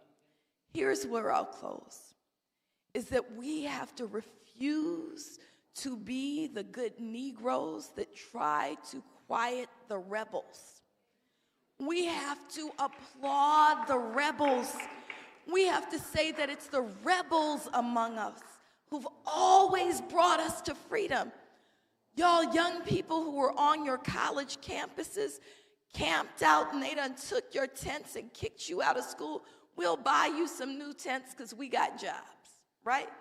Y'all who are ready to say the Democrats are going to pay because in California they betrayed black community by pulling their own reparations bill, we have to say, you're right, and we are going to take the bus up with you, and we're not going to primary the Democrats in the same way that AIPAC did. We're going to primary you from community and elect rebels to hold those spaces. And so we have to remember that no oppressed people, although voting is a really important tool, no oppressed people have simply voted themselves into freedom. How we move into freedom is voting and organizing. Voting and organizing. Reverend Hagler, thank you. We must vote and we organize. We use every single tool in our toolbox. We voted last week. This week and every day forward, we organize. We organize, we organize, and we build for Black power and the world that we all want, need, and deserve.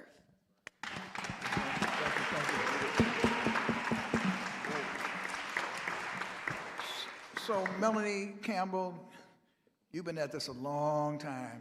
I remember Operation Big Vote from back in the day, you know, organizing black folks to get the vote together to exercise power. I don't know whether it was colored power, black power, or whatever kind of power, but I think you've been working on a power agenda as well. What is your assessment, and how do you see this outcome? And let me just say something that, because we gonna move things around a little bit. When I came to the reception for Congresswoman Sheila Jackson Lee, I was itching to talk to you, because you know y'all don't pay me no mind. I send you an email, y'all don't pay me no mind. I want to talk to Melanie. I said, Melanie, have you received any resources, significant resources from the Democratic Party? And I think you told me, I ain't got much, or something along those lines. The reason I raised that was the question of, some of these issues that are being raised. If we want to organize and galvanize the black vote, why is it the Democratic Party? And then I ran into Derek Johnson at the airport a couple of days. He said, I was throwing F-bombs at the Democratic Party for 2 weeks think I had a conversation with you, President Moriel. So I'm saying it'd be interesting to get your assessment of breaking your back and working hard, and people like Latasha Brown. I understand that sometimes she got to get private money and all those kind of things, trying to move an agenda forward. You had the floor. First of all, thank you, Dr. Daniels. You know, you always have this setup for us to come together. Before I answer that question, I do want to say this. I'm mad as hell. I am in a space that a lot of the black women I know feel like this country spit in our face. I want to thank brothers who stood in the gap, because part of what happened was an attempt, part of what I feel happened was happening as we were going through this election, was there was a setup on who to blame, and a lot of us were talking about that, and there was a setup to make sure black men were going to be the fall guy on the ultimate outcome. Because I went to 7 states in 24 days, and a lot of us did, and being on the ground in West Philly, and being down in Greenville, from a West Philly to a Greenville, Alabama, is off the grid, if you, right? And understanding where our people were, we weren't divided as a people. Now we have different viewpoints of the politics, but we understood that this was not a normal election. This is a realignment of this structure. It is also a regime that now will sit at 1600 Pennsylvania Avenue, a leader of a regime, not an administration. And so part of the reality, and if you allow me just to share my feelings that I feel I'm sharing from others that have shared with me, is that we knew where white women were. And when they started talking about white women for Kamala, white dudes for Kamala, I said to some of my sisters, we're going to believe that, right? I allowed myself to hope, against hope, that somehow we would be, quote unquote, aligned. But understanding, coming from Mims, Florida, where I come from, right? Harry and Harry T. Moore country, understanding that what you said, my sister, was right on time. There is a whole different thing happening. It is about white supremacy. It is about white folks being at the top. And no matter what, no matter who ran, I don't think they would have, even if Joe Biden didn't do what he did and he was not, it didn't do what, I don't think they would have voted for him either. Because of some of the things he was attempting to do. The nerve to say you even had racial equity in your conversation was a problem. And so we're in this moment where if we don't come together, our children won't have a shot. And so I don't care what ideology, what theology, whatsoever, if we don't come together in this moment, because I was in a conversation in my office, and we have young people who are distraught about where their future lies, who are concerned that there will be this unfettered opportunity to kill them just on a dime. I had my 18-year-old niece, 4:00 a.m., and she's on the spectrum, call me, crying, 4:00 in the morning on that Wednesday, to say to me, Auntie, I don't have a passport.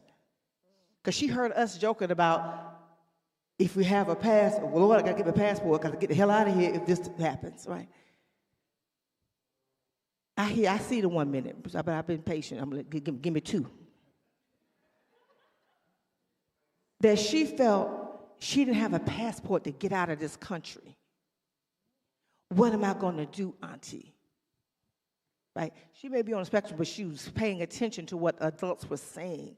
So we're in this moment that we're going to have to get in a room and roll up our sleeves like our predecessors did, even if they didn't always agree.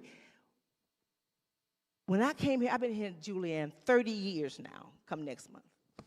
And although it wasn't perfect, we got more of us in a room, and we organized Ron Daniels, Ron Walters, Dr. Haidt, all of it, and found a way with no cameras, what was said earlier, right?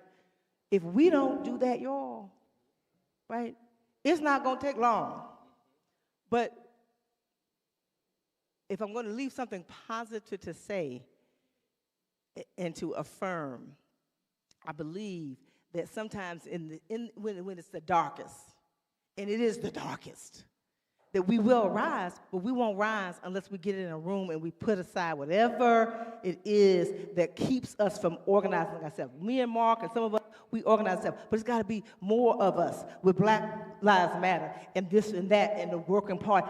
Like really get in some rooms and spend some time organizing for this fight, for it is about our survival. We can't get to thriving if we don't survive this situation we find ourselves in. So I'm excited about this moment because you actually have pulled together a very diverse group of us who have probably never sat in a room really yet together more than what we're doing right now. And so will we do that after tonight? And I pray we will, because we ain't scared to do what we got to do. And so I'm ready. It's Melanie Campbell. Dr. J, what's on your mind? Lord have mercy. Dr. Julianne Malveaux, what is on your mind? Well, let me tell y'all something. I ain't mad. I ain't even slightly. I was mad at the rhetoric, the hatefulness, somebody talking about her pimp. I mean, there were times in the middle of it that I could have gone to the TV and knocked the you-know-what out of somebody. But I ain't mad about outcome. I prayed for a positive outcome. I wanted a positive outcome. You know, Kamala and I go back to San Francisco days. I remember when she first started running. So I was proud of her. I was happy at the way she kept her dignity, despite all that. Because those of you who know me, they had to call me one hooker, and they would learn what hookers do to fools. You know, no, hookers are knocked out of you. Oh, the rabbi's gone, so I can say anything, huh? No, just kidding. But in any case, she exuded dignity, joy, at a time when people have all kind of tropes about black women, angry black women, evil black women. There was none of that in her. But I ain't mad, because we've been down this road before. What I am doing is laser-like, looking at our so-called allies, looking at those. I was in California for 2 years, dean of the College of Ethnic Studies, and it cracked me up how some of my brown brothers and sisters like to say black and brown, like it's all one word, black and brown, black and brown. But then when you look at the numbers, and I'm looking for the numbers, when you look at the numbers, what you find is that our Latino brothers and sisters did not really break with us.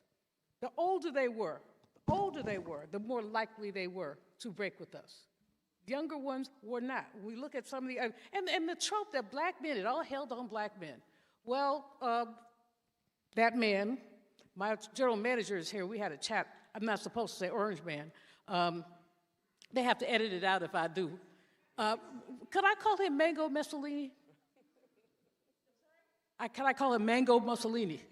Oh, yeah, but we try to replay this on our air, so, well, you can edit that part out.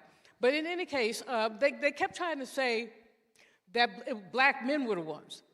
He got 21% of the black male vote.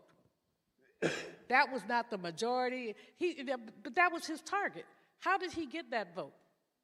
By playing to patriarchal stereotypes that some black men buy into. And why do black men buy into patriarchal stereotypes? Because they grew up in a patriarchy. Because this is a patriarchal country. Racist, sexist, predatory capitalist, those are the organizing principles of this country. Enslavement was an economic proposition. And we could go, everything. We did enormously well for a minute. Post-Reconstruction, you go 1866 to about 1910. We began to lose it in 1900. But you saw progress, land acquisition. We had, they called, W.B. Du Bois called it land hunger.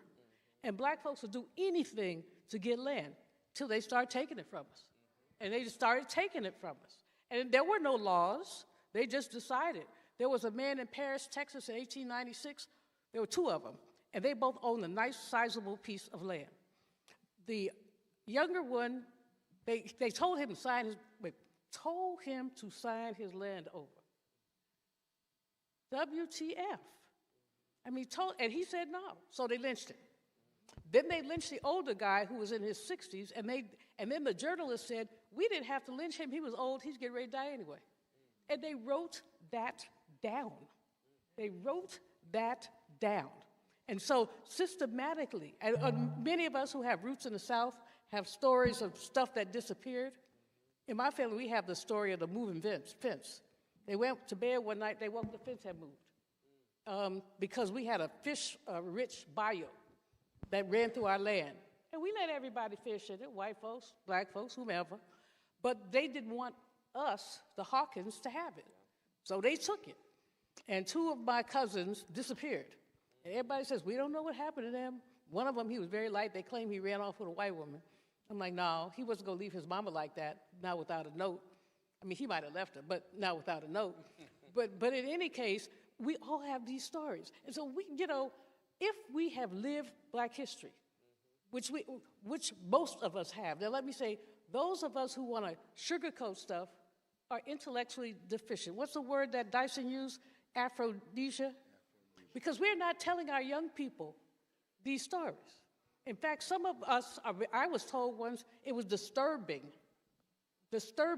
for me to talk about that. I was talking about lynching. Of course, those of you who know me know I'm doing some work on lynching. And this woman said, well, don't talk about that around my children. It'll hurt their feelings. I said, the rope will hurt them more. If they don't know that there's a possibility of a rope, they need to understand where we live. And so, like I said, I'm not angry, I'm activated. In fact, it's recommitted me to do a number of things. I just told Siobhan, I said, I'm going to have to get back with you. I've disengaged from a number of organizations because I'm too busy. But that's no excuse. It's really no excuse, so you'll be hearing from me too, Melanie. We have to do the work. I mean, it's there. We can't give up. But I just want to say a couple of things about, everybody read at Project 2025. I don't think everybody read the whole thing, 900 and some pages of garbage. But what we must know is, first of all, they're attempting to remove any protective barrier that we had. So they're going after EPA, Environmental Protection Agency, the future of our planet. The future of our planet. They're going to go after the National Labor Relations Board. This is where our unionized brothers and sisters get protection. They want to go after the Consumer Financial Protection Bureau, which prevents credit card companies and others from exploiting us.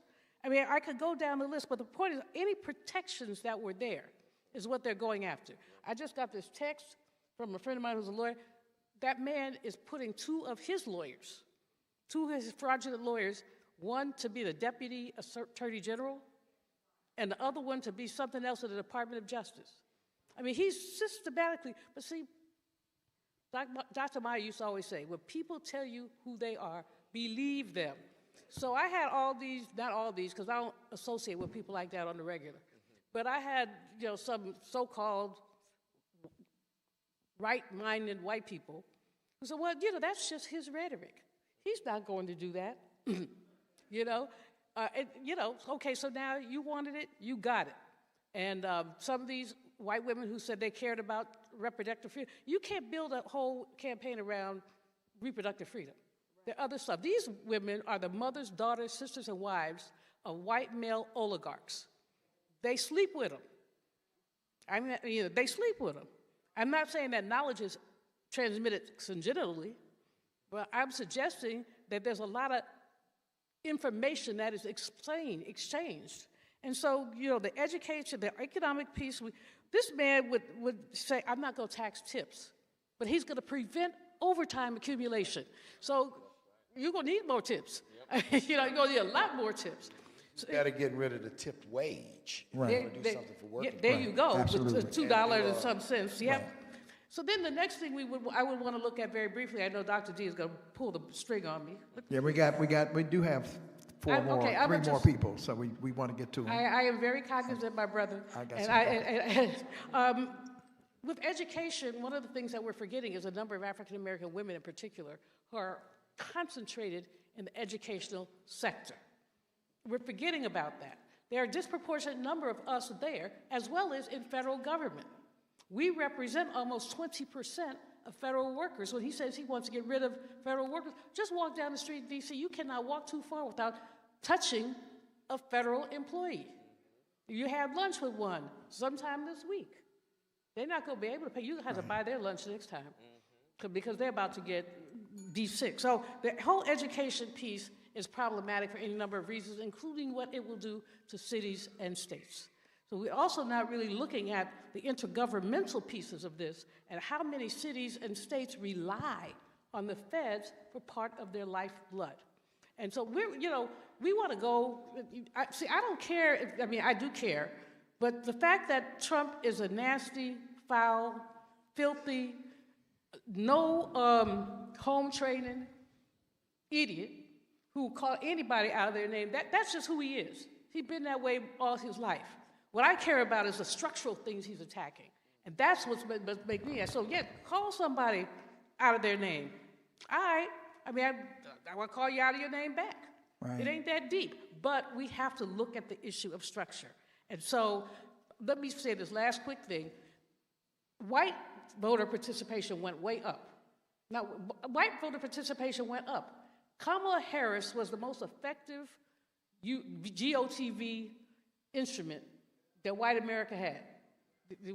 Both of y'all said people could not vote for a black person, could not vote for a black woman, but they might have stayed home if it was Biden. But so it just stuck in their craw. We can't do this. So it was not about the economy. These people say, "Oh, it was not the economy. The economy is doing much better."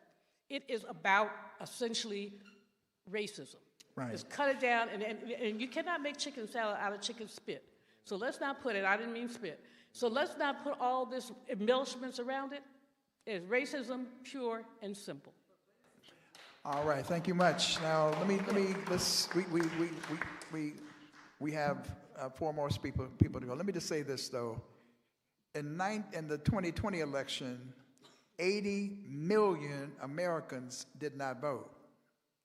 There were 10 million less who did not vote in this election.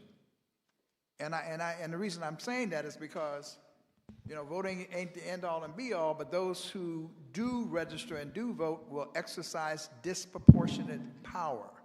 And that's one of the things. So I just want to say, I don't know what more people, no, the 10 million less voted this time. George Fraser, I know you've been itching, so you got, George Fraser, you president of the Fraser Nation and all that good stuff, you had the floor. Dr. G, real quickly, white people did that, some of them stayed home, but they increased their share of the vote. I got that, but I'm just saying, I'm making that for a reason. I'm making that for a point because, and I'll say that in my comments at the end, because I have something to say specifically about the George Fraser. First, I think it's important for me to make something clear considering what we're talking about. Yes, I am black. In case you were not entirely sure, that's the beauty of our culture and race, become in all shapes, sizes, skin tones, and hair textures. Okay, lots of options. The second thing I want to do is I keep this close to me. I'm 80 years old. God is good. Born on the mean streets of Bed-Stuy, Brooklyn, New York. I said Bed-Stuy, Brooklyn, New York. And they say when you're from Bed-Stuy, you're either a thug or a gangster. I'm a gangster. You're going to find out in a minute. It was 1962, and I was running the streets of Harlem. I was 17 years old. It was on 125th Street and Lenox Avenue, right down from the Apollo. And it was a young man on the street corner on a soapbox giving a talk. It wasn't Malcolm. I didn't really recognize the young man. So I walked over because he gathered a crowd. And it turned out to be Stokely Carmichael, who later changed his name to Kwame Ture, married the beautiful Miriam Makeba, and moved to South Africa. But he said on that street corner, and I have the exact quotes because I don't remember the entire quote by heart, said something that changed the entire trajectory of my life. And this is why I keep this quote in my pocket every single day, and I read it probably 3 or 4 times a week to remind me. So I'm going to read it to you as I heard it from Stokely Carmichael in 1962 at 17 years old. He said, no black person in this country makes any advancement solely based on his or her talent or worth. All individual advancement is based on mass struggle. We make no progress in this world without shedding our blood. Therefore, your advancement and success does not belong to you. It belongs to the people. And if you do not use your success or advancement for the benefit of your people, it is a betrayal of the people who shed their blood for you. That's right. Amen, Stokely Carmichael. So let me say the next few things and still be loved. Ain't nobody saving black people but black people. It's been 400 years and our black asses ain't saved. Who in the hell are we waiting for? That's right. We're waiting for us. That's right. And we know that old keys will not open new doors. Here's some statistics for you. There are 8 billion people in the entire world. Only 17% of those people are white. 83% are melanated people, dominated by people of African descent at 1.5 billion, Chinese, Asians, and East Indians. So, what's the point, Dr. Fraser? We are not outnumbered, we are out-organized. That has been said a million different ways on this incredible platform. We are suffering from cognitive bias versus critical thinking. Right? Critical thinking produces what? Facts. And the reason facts don't change most people's opinions is because most people's opinions don't use facts but to form their opinions. They use their opinions to inform their facts. So we have to straighten that out. That's number 3.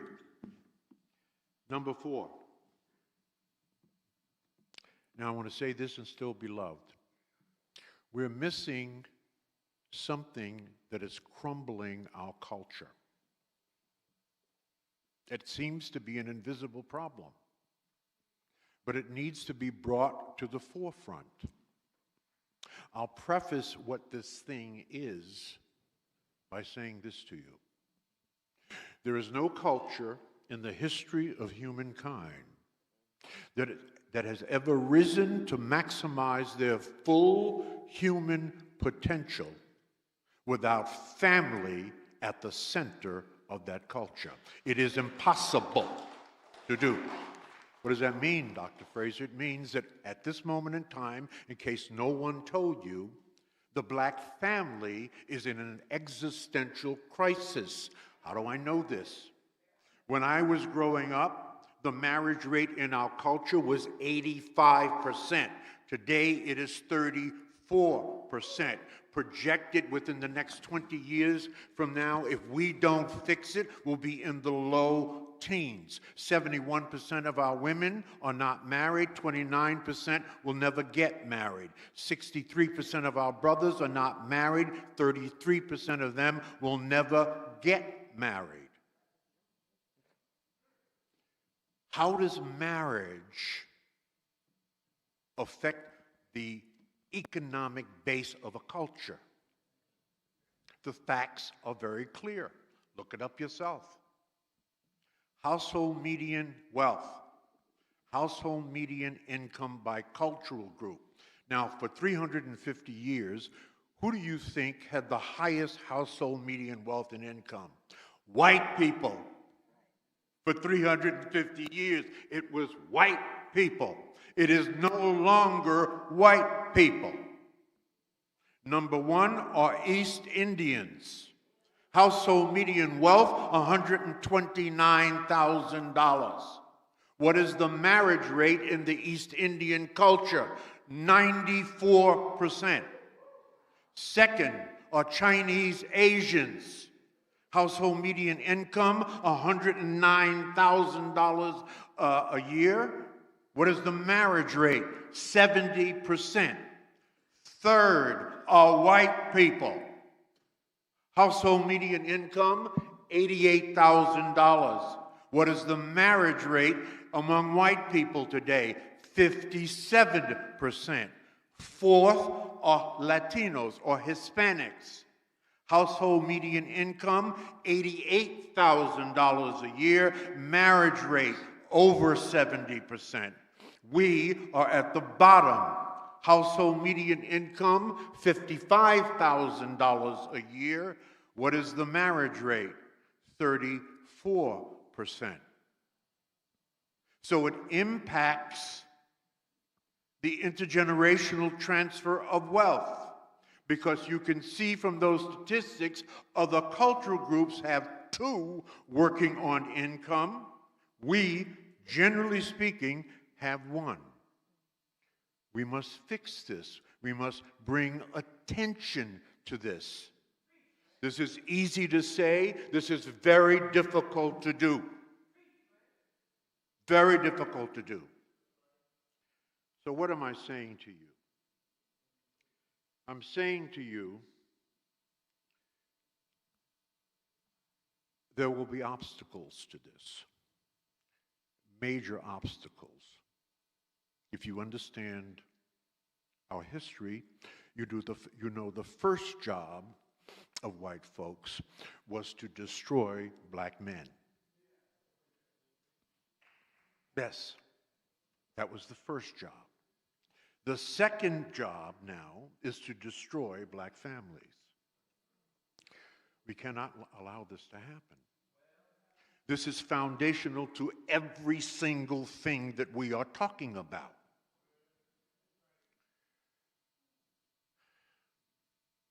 My favorite quote outside of the Bible, and I'm finished with this. My favorite quote outside of the Bible is a quote by Marcus Aurelius. Marcus Aurelius was one of the 5 great Caesars. And here's what Marcus Aurelius said in 600 BC. He said that the impediment to action advances the action. What stands in your way becomes the way. In other words, the obstacle is the way. Where there are no obstacles, there is no way. What is the first thing God does when He gives you an assignment that He feels that you are prepared for? He puts an obstacle in your way. And your job is to find a way over, around, through, and under the obstacle. Strip, fall, make mistakes, and learn the lessons, and apply those lessons to the next obstacle. And when you get that obstacle, right, what is God, or that lesson, assignment, God puts another obstacle in your way. And when you look back over your life, that is the story of all of our lives, overcoming obstacles. Can you imagine what our forefathers and ancestors had to do for us to be sitting here, the obstacles they had to overcome? Well, resolving the issue of black male-female toxicity, and thus The destruction of the black family is a massive obstacle that we must be conscious of and we must attack. Now, in order to attack it, you must first understand that it is a problem. But we're not talking about this as a problem. It is a huge problem and has a domino effect. Finally, some inspiration. The New England Journal of Medicine, the first medical journal in America, one of the great medical journals in the world. 5 years ago, Google it, did a longitudinal study, a massive national study, on the 3 most productive periods of our life. The 3 most productive periods of our life. Number 3 is between 50 and 60. Number 2, between 70 and 80. And number 1, between 60 and 70.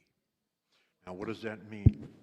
That means God has designed us in such a way that from 0 to 49, you ain't done shit yet. That your best work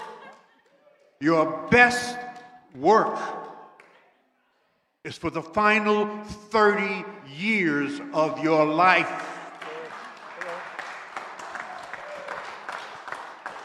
Take advantage of these final 30 years for those of you that are in that category, and know that there are obstacles, but there is a way. Know that you are the way. There is no other way other than with and through you. That's my story, and I'm sticking to it. All right.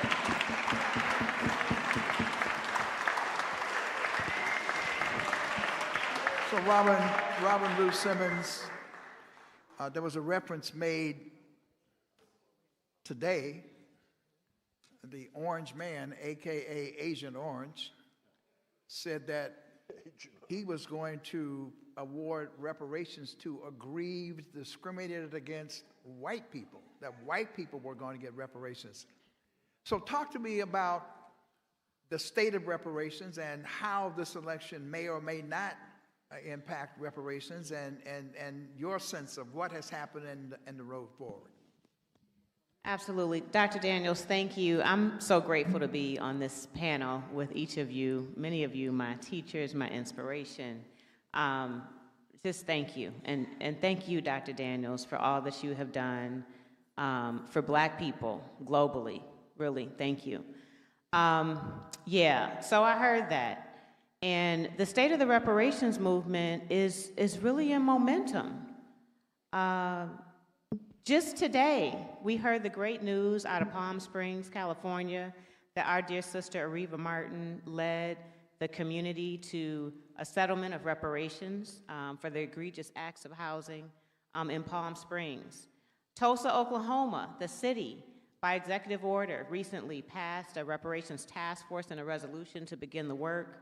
Evanston, Illinois, 5 years ago this month, passed the nation's first tax-funded reparations legislation and has begun dispersing direct benefits and has dispersed just under $6 million, and there's more to come.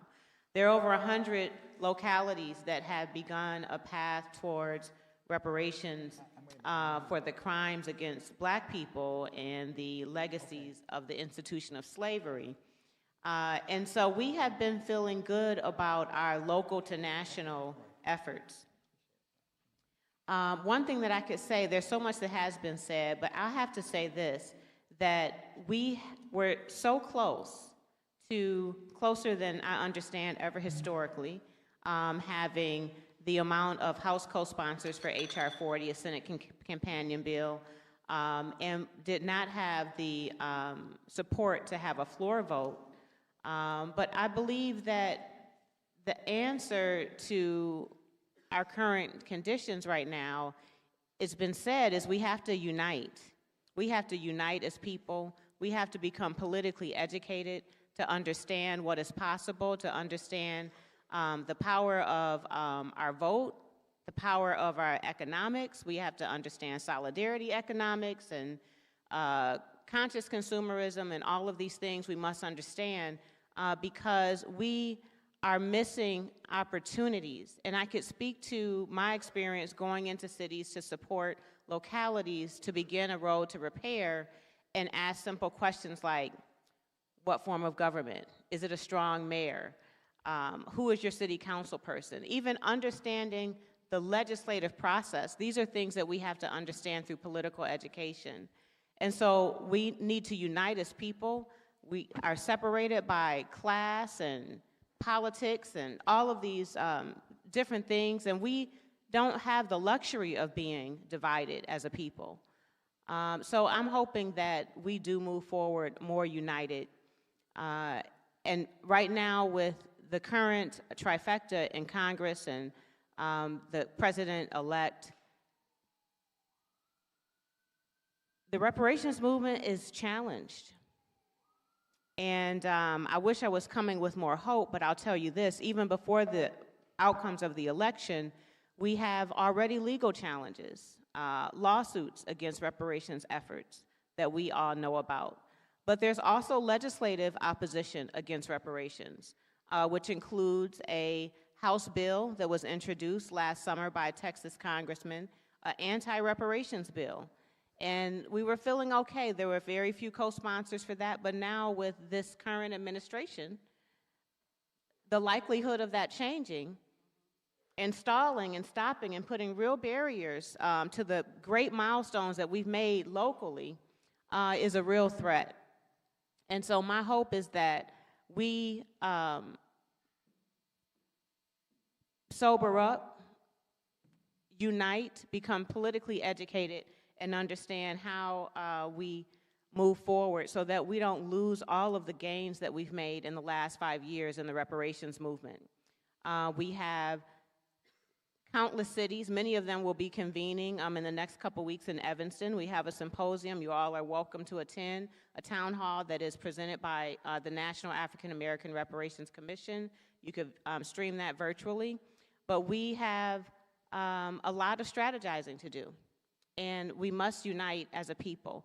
Even within the reparations movement, there is division against what forms of reparations and who is eligible and who should be leading and this sort of thing. We need to unite as a people just around reparations, calling the question and not getting in front of ourselves with arguing and debating before we can even get consensus on a path forward for reparations. And so, Dr. Daniels, you know, this is the work that you do every day.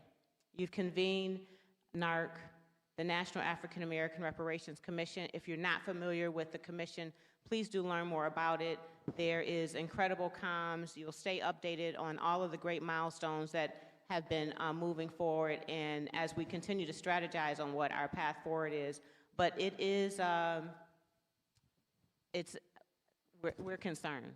And I just wish I had more answers right now, but you know, we're all just taking it in and coming up with strategy on how we move forward. Well, thank you, Robin. And I neglected to say, so people understand, that Evanston was a model, and it was Robin Ruth Simmons who had the guts, the courage, and the vision to put forth the first reparations initiative. Let's give a big hand to Robin Ruth Simmons. Thank you. Now to our Secretary of State, Mel Foote. Mel Foote is our honorary Secretary of State. And I saved him not because I want to not have less time, but because Africa and all of that is a very important question. And our godfather over here knows legislative policy more than anybody else. So these last two speakers are very, very important. So, and I hope people are being patient. I know it's been long, but I hope it's been substantive. I hope that people are hearing and learning and whatever. And there's, you know, we got to talk about operational units. Not all of the views are in agreement, and they don't have to be. They don't have to be. We just have to have what I call principled unity, right? In terms of the tent has to be sort of cast in a certain way because, you know, there's some folk who, no matter what you say, ain't going to be in the tent because they are deliberately, you know, as somebody said, they may be cosmetically black, but they ain't authentically black. So we have to be careful about that. But to our Secretary of State, I mean, we have somebody who has now been elected who called Haiti and various other places S-hole countries. And by the way, we're going to ask people to be patient because I have someone standing by for a short update on Haiti before you leave. So just please be patient. Where are we now in relationship to what's going to happen with Africa and the Caribbean? And, you know, you spoke to us on Africa, but your tentacles in terms of you meet with all of the ambassadors and so forth. What's on the horizon? Well, thank you very much, Ron. I'm enjoying this evening. This is a lot of food for thought here. So I really appreciate all the previous panelists. First, I want to, I want to acknowledge Ambassador Elsie Kanza from Tanzania. Would you stand, please? I would encourage you guys to get to know her. We might have to get on a plane. She could be helpful, okay?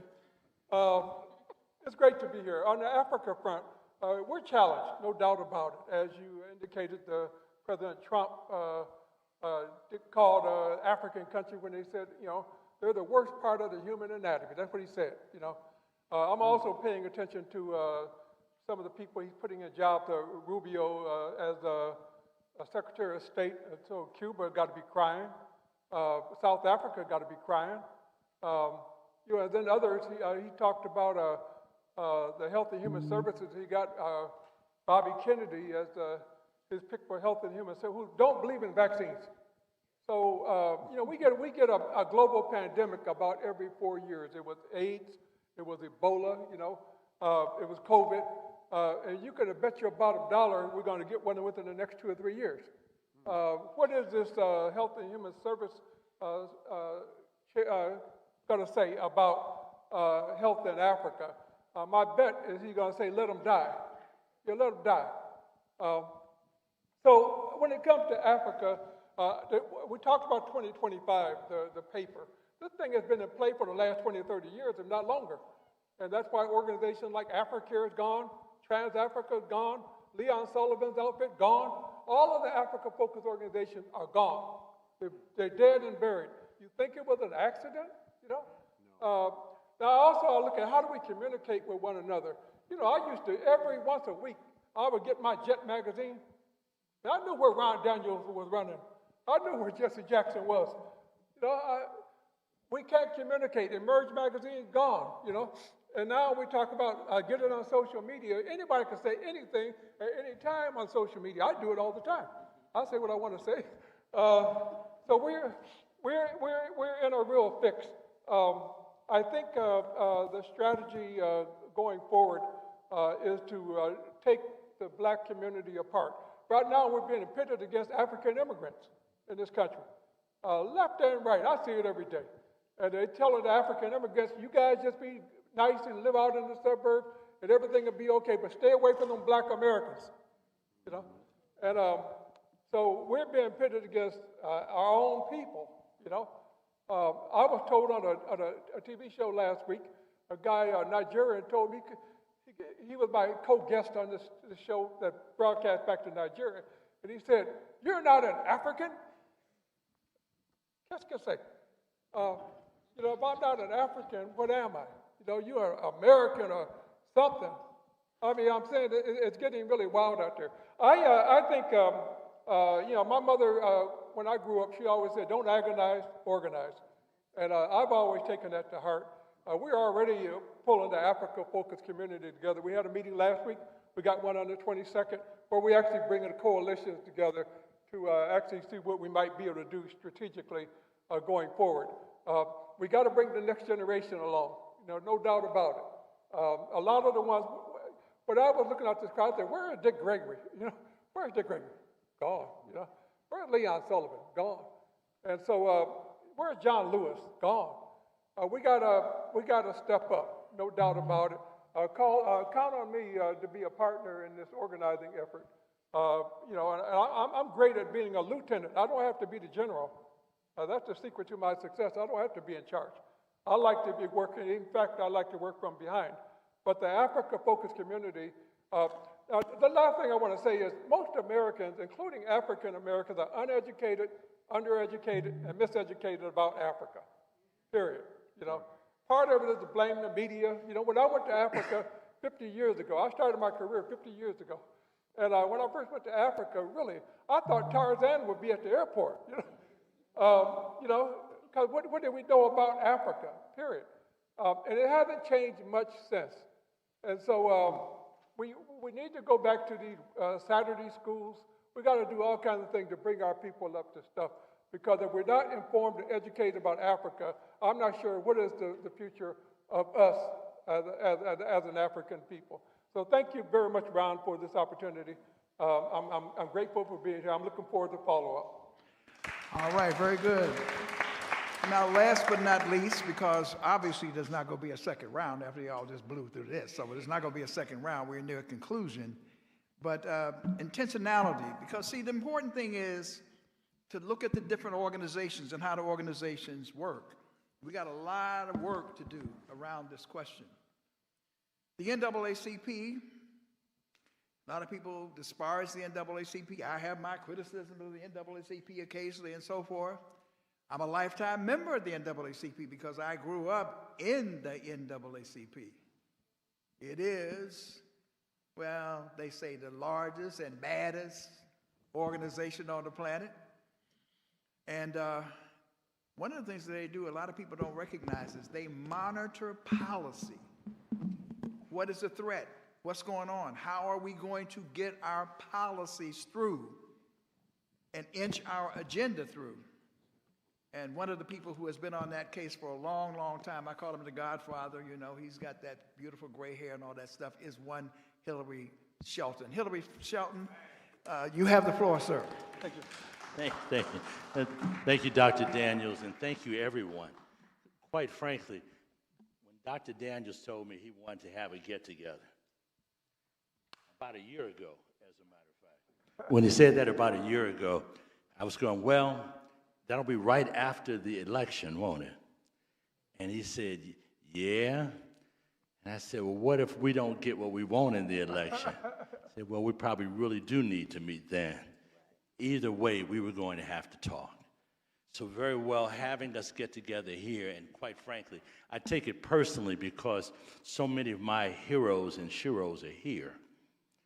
When you gave Dr. Mary Frances Berry that award, I can tell you a story about my hearing her speak for the first time when I was a college student. I'll tell you how long ago it was, as a matter of fact. She spoke at what used to be called the Howard Inn Hotel.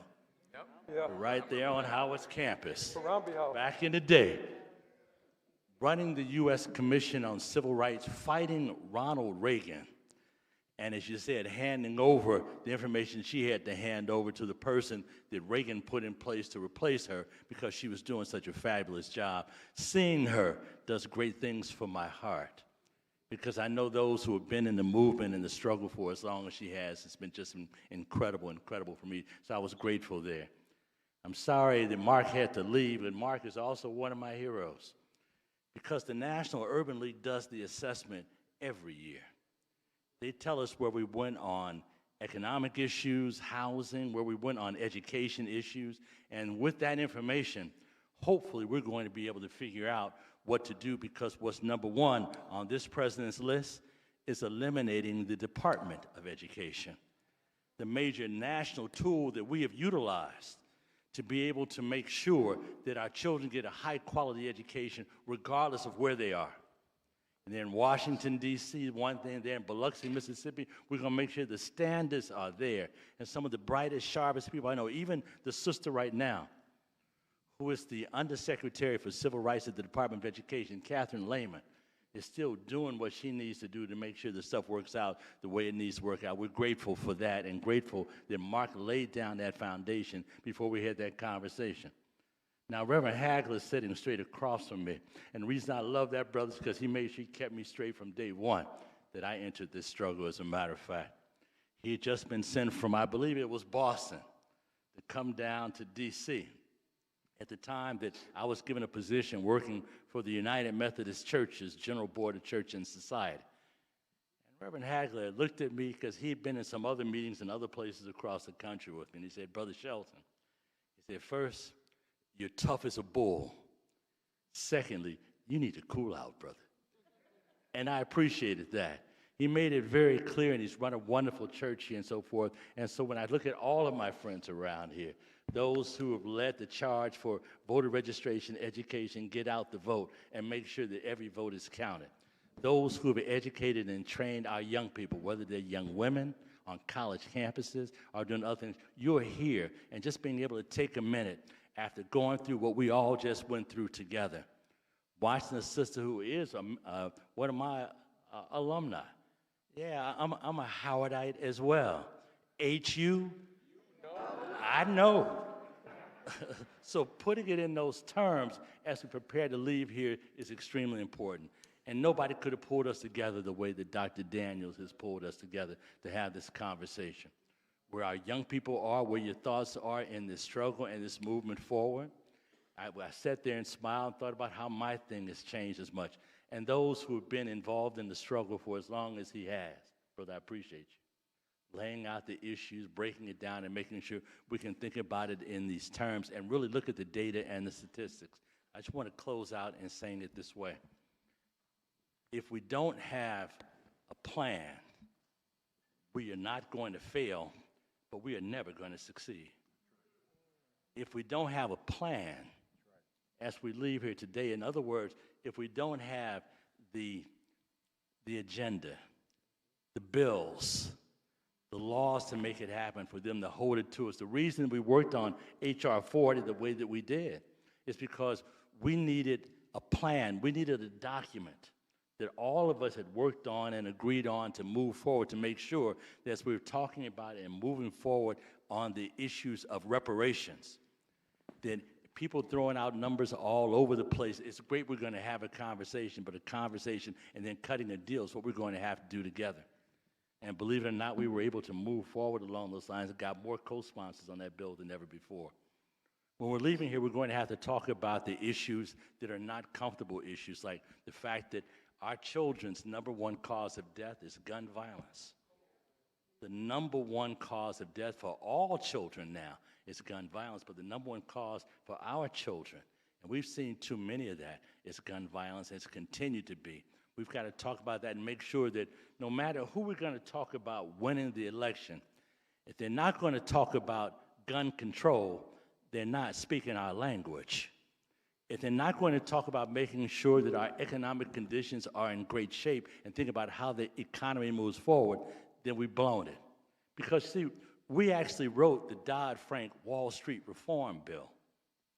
That's the bill that controls how the banks do business with us. You remember back in the days when every time one of your checks bounced or whatnot, you got hit with a fee that was probably as high as the amount of money you were writing on that check. You know why you don't have that anymore? Because of the Dodd-Frank Wall Street Reform Bill. And the agency that Donald Trump wants to destroy is an agency that was created by that piece of legislation, whose primary responsibility is to enforce those provisions and make sure that black families are taken care of as well. So as we're thinking about what we walk out of here, we've got to talk about an issue. Most people wondering, well, in Washington, D.C., Brother Shelton, why are you talking to me about the death penalty in the United States? And the reason I'm talking about that is because it's very much here.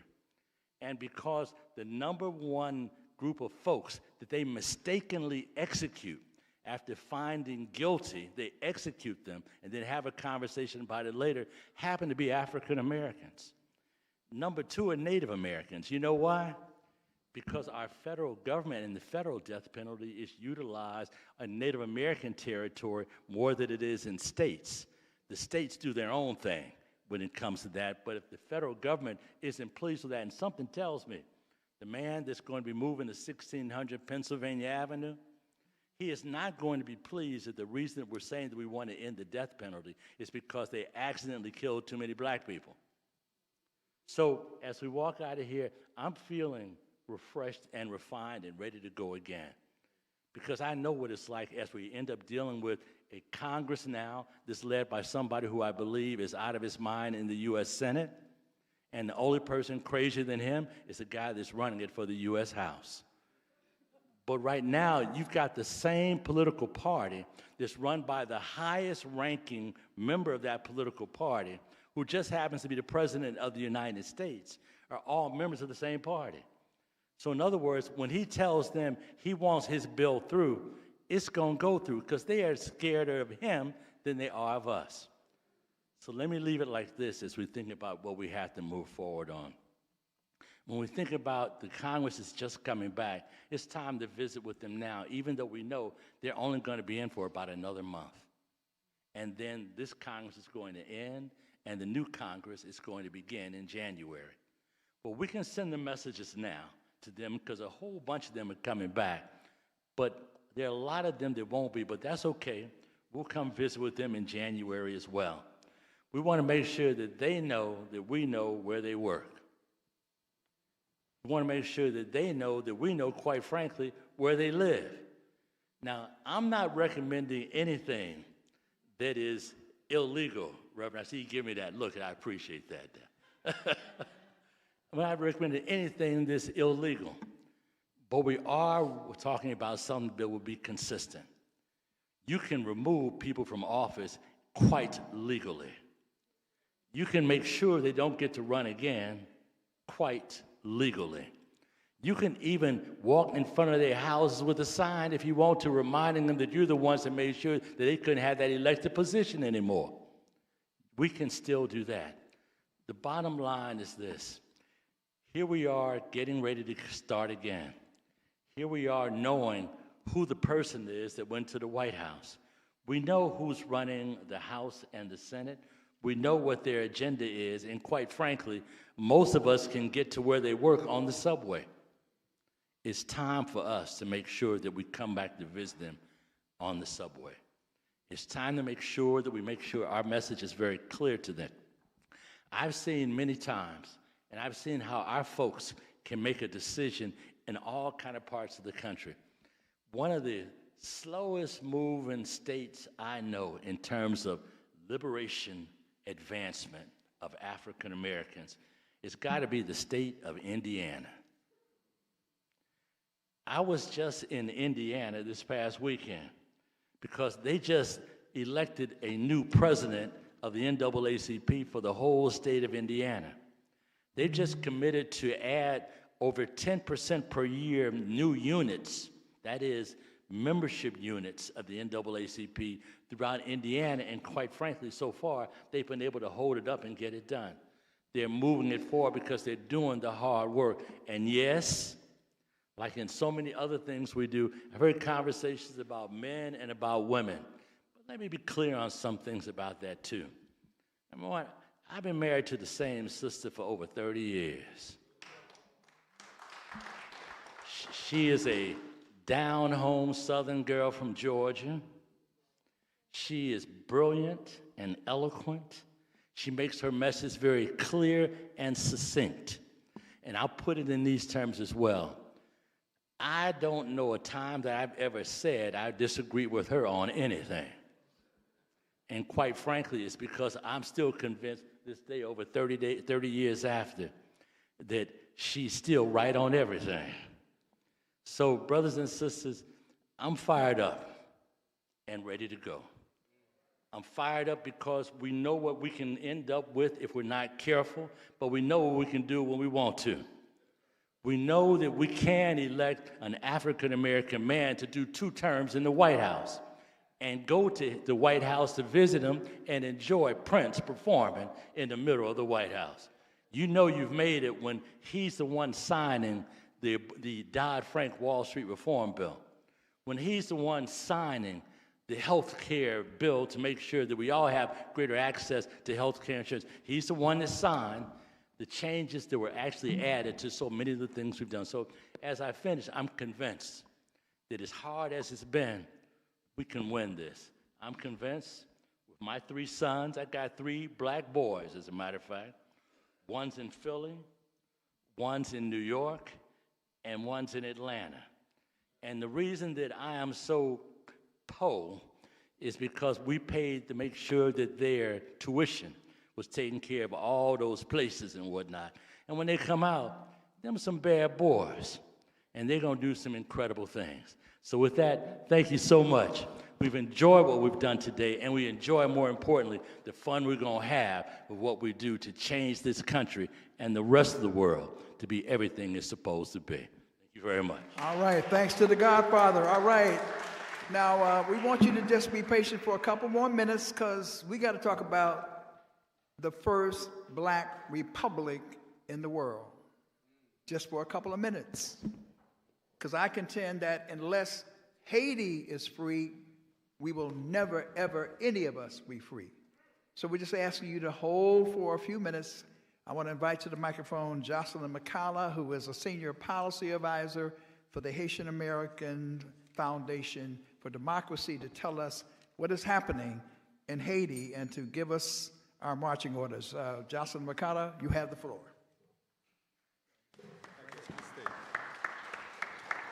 Thank you very much, Ron. It's really hard to follow all these presentations that have been brilliant, that have been substantive, that have inspired all of us, to do more. I'm also especially thankful for Ron for providing me with the opportunity to say a few words about Haiti. But I'll go a little bit further. I want to go also into saying a few words about Haitians in America. Because to a certain extent, part of what has happened here that brought Mr.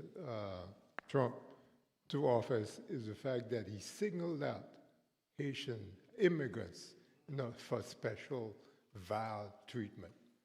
And by doing that, he also communicated to the whole black family that this is what he's expecting to do to them. Now, this said, let me go back to Haiti for a minute and say a couple of things. If you think you've had it bad, Haiti is even worse at this stage. I'll just say a few things. Currently, as I speak,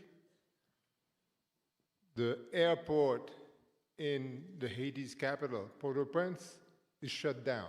It's locked down. There are no flights coming in or coming out of the capital. The capital city of Haiti is home to about 3 million people. Most of them are living in fear of a situation that allowed criminal gangs, to control vast amounts of the city neighborhoods and so forth. So you have a situation in which people are afraid for their lives. People, women in particular, women and girls, are being exposed to extreme abuses, such as rape and so forth, under the terror of the gangs, who use weapons and essentially are in a situation where they are the law unto themselves.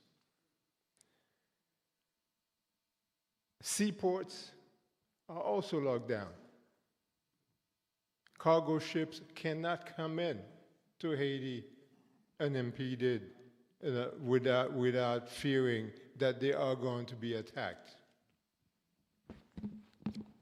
Part of the reason why the airport is locked down, by the way, is because just Monday, the three U.S. flights, American Airlines, JetBlue, and Spirit Airlines, when they landed in Haiti, they were shot at.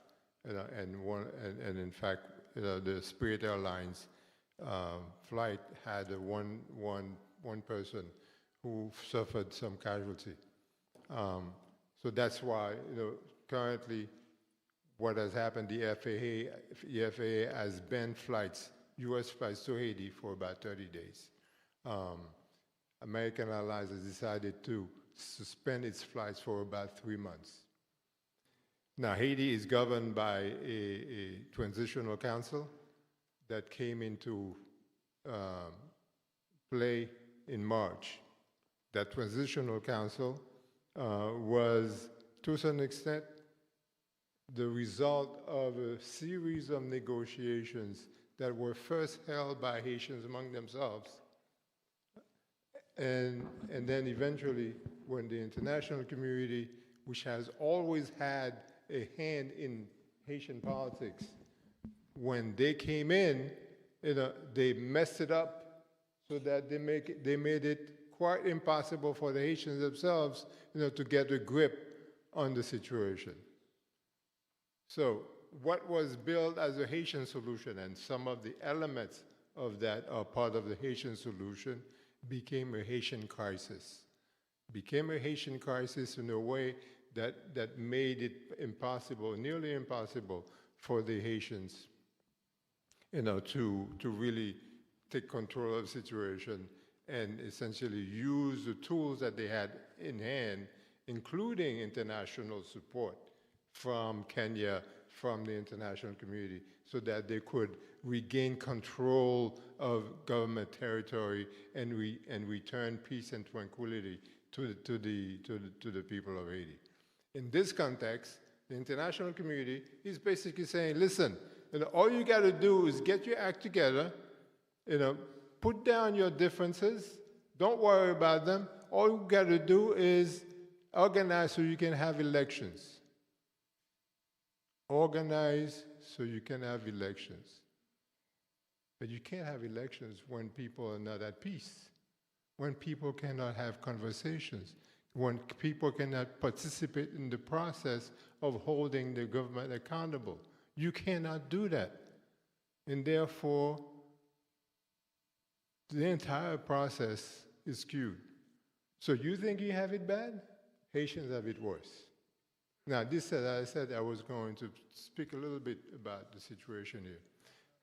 I'm going to wrap it up, but you're going to have to give me a couple of minutes here. You promised me 7 minutes, and we're not even at 2, right? So part of the reason why I want to say that is because I have a long history of activism in the United States. But my most important work was done as a director, as an activist associated with the National Coalition for Haitian Refugees.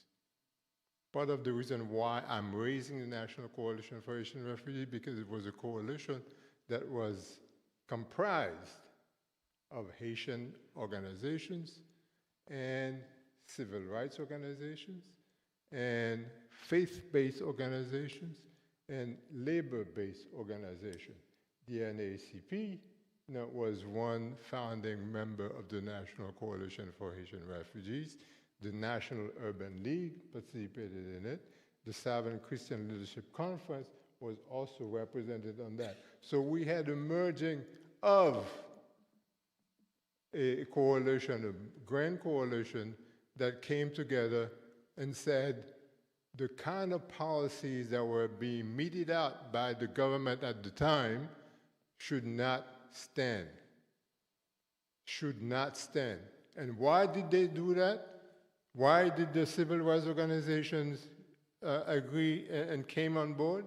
It's because they realized, and people like Ben Hooks and Vernon Jordan and so forth realized that if they can do it to the Haitians, they will do it to you. They will roll back as much as possible and as fast as possible the gains that have been made through the civil rights movement. That's what the Haitian issue was. And now we're back to a situation where in the throes of this campaign, Mr. Trump decided, to single out the Haitians. His vice presidential partner did the same thing, and they went all around the United States doing that. What we need today, frankly, because I was part of a Zoom call last night. It was a very small Zoom call, so primarily being carried out by African American women. They didn't know who I was, but I was invited by somebody else, and I kept quiet because I wanted to listen to the conversation. And most of the people on that call were about my age, your age, my age, Ron's age. And one of them said something significant, which I wanted to communicate. He says that we can speak to each other all we want, but if we do not get the young people, to take part, to realize that it is in their own best interest today to invest their time and effort into understanding the situation, into understanding the implication of this vote that has been held now, into understanding that they need to tell their friends, their relatives, their sisters, their brothers, their cousins, that this is a new phenomenon, but a phenomenon that seeks to roll back dozens of years of progress. We are not going to do much more than talk to each other and reminisce about the good old days. So my message to you as we go along, and as I have my interest and so forth, say, with respect to the Haitian issue, we, all of us, you, the NACP, the Black Lives Matter, and so forth, we need to sit down, strategize. We need to develop a plan of action. Together with Ron, and we've had several sessions, and we call it the crisis group meetings. I hope that the crisis group meetings that we've had, are going to be much bigger. But in addition to the crisis group meetings that we deal with on a day-to-day basis, what we need to do is really have a plan which merges Haitian American vitality with African American vitality and fortitude, so that we can move forward.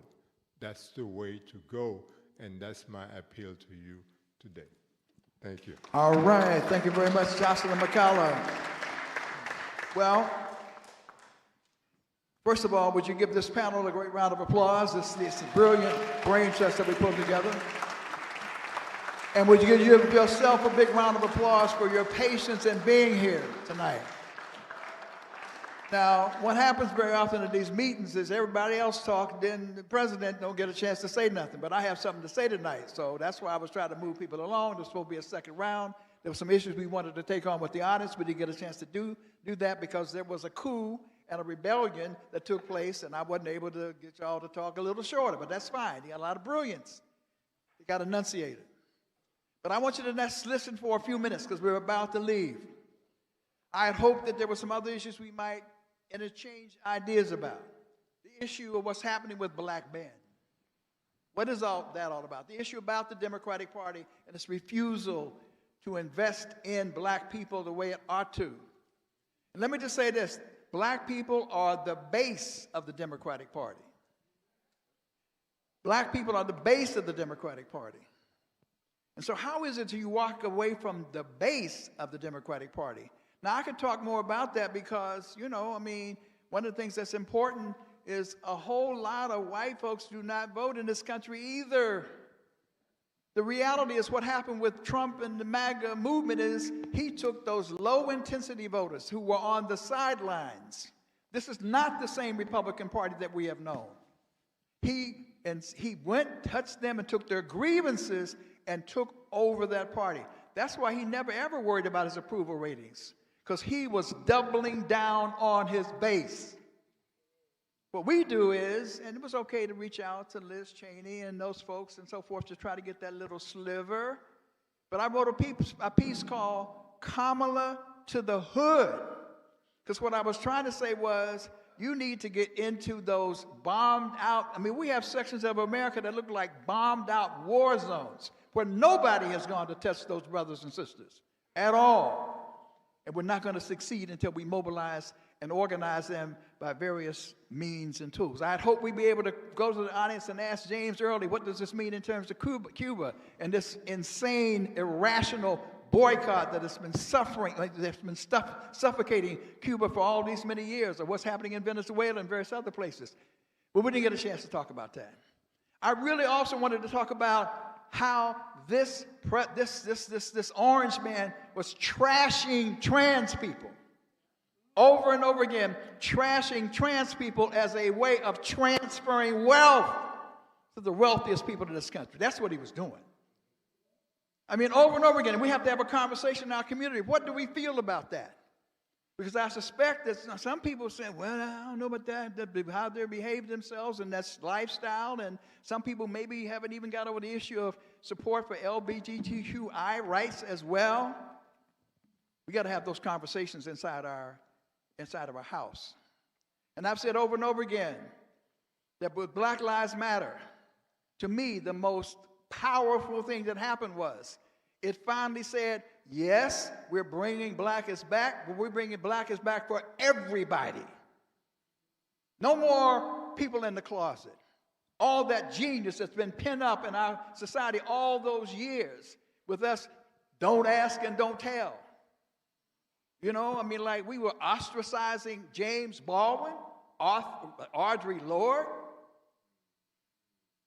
Brother Sekou, brother once said, I'd rather have a gay Bayard Rustin than a straight Clarence Thomas anytime. Anytime. So we have to have those conversations. So I just want to quickly just talk about some actions. Some actions.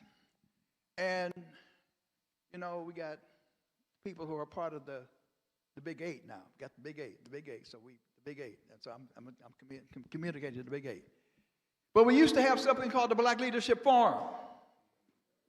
The Black Leadership Forum was a configuration of all of the legacy organizations and other organizations that came together periodically. We do not have that anymore. And I say that because one of the things we have to do is we have to be better organized.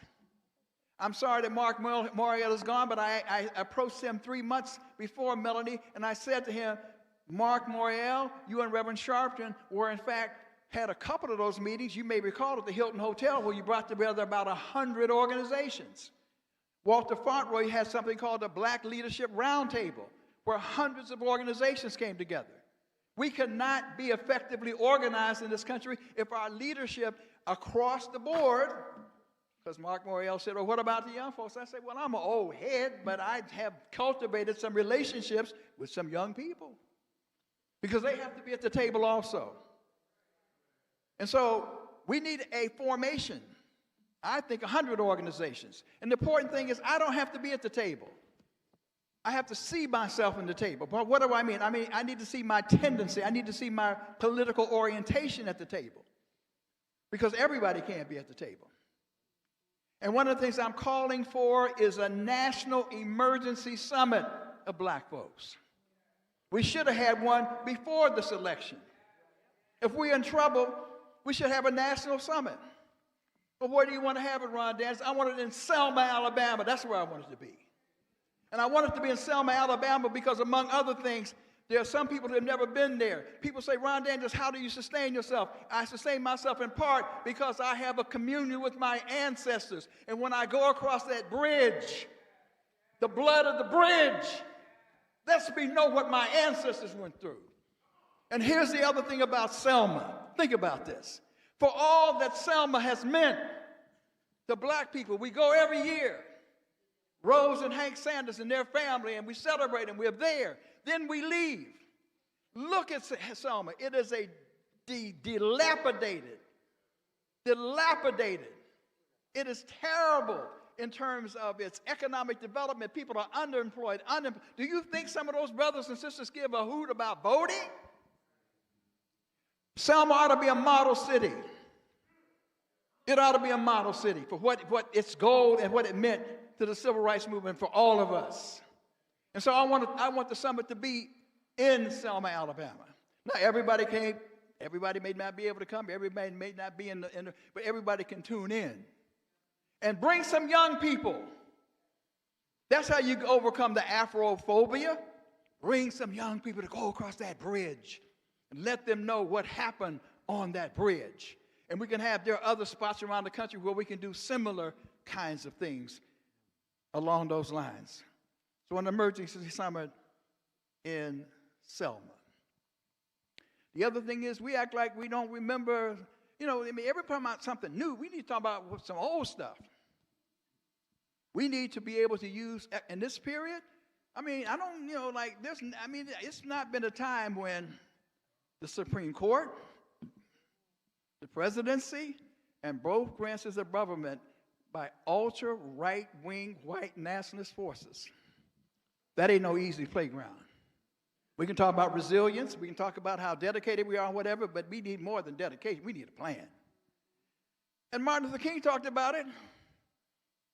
He said, we need to be able to redistribute the pain.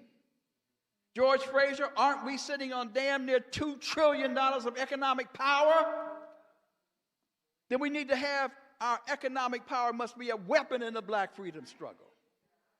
We ought to keep Christ in Christmas. I'm not trying to talk about, all that money we spent for Christmas. What would happen if we withdrew our dollars during the Xmas season? Because it ain't really, it's Xmas. That ain't what's going on now. Is a perverted, commercialized distortion of what Christmas is. If we took that power, and systematically, by the way, some of those oligarchs that are cozying up to Trump now, when we withdraw our economic power, they will change their tune. Indiana came out with a bill saying they were against trans people. Y'all may not recall that. They came out with a piece of legislation that said, we ain't them trans people, all that stuff came down, they were talking about it. The NCAA, which generates millions of dollars, said, we're not coming to Indiana. And you would have thought they were Michael Jackson, the way they moonwhacked back on that thing. They modified and amended in a minute. So what I'm saying is we really do have to, and it's an art and science. We can't boycott everything at the same time. But we have to, in fact, point at specific offending institutions and bring them to their knees. Send a signal that we're not playing. Because I heard Comrade Moe last night say we have to be bold. And I do believe we have to be bold. We have to deal with this issue of misogyny and sexism and all those kind of issues. We need to talk about it because we ought to be beyond that. It's about partnership, not patriarchy. But there's some people who still hold those feelings. We're going to have that conversation.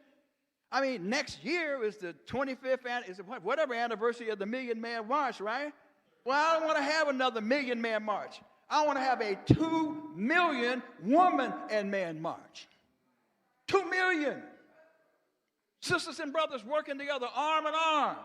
Because after the Million Man March, a sister out of Philadelphia called for a woman, and she organized another 1 million people.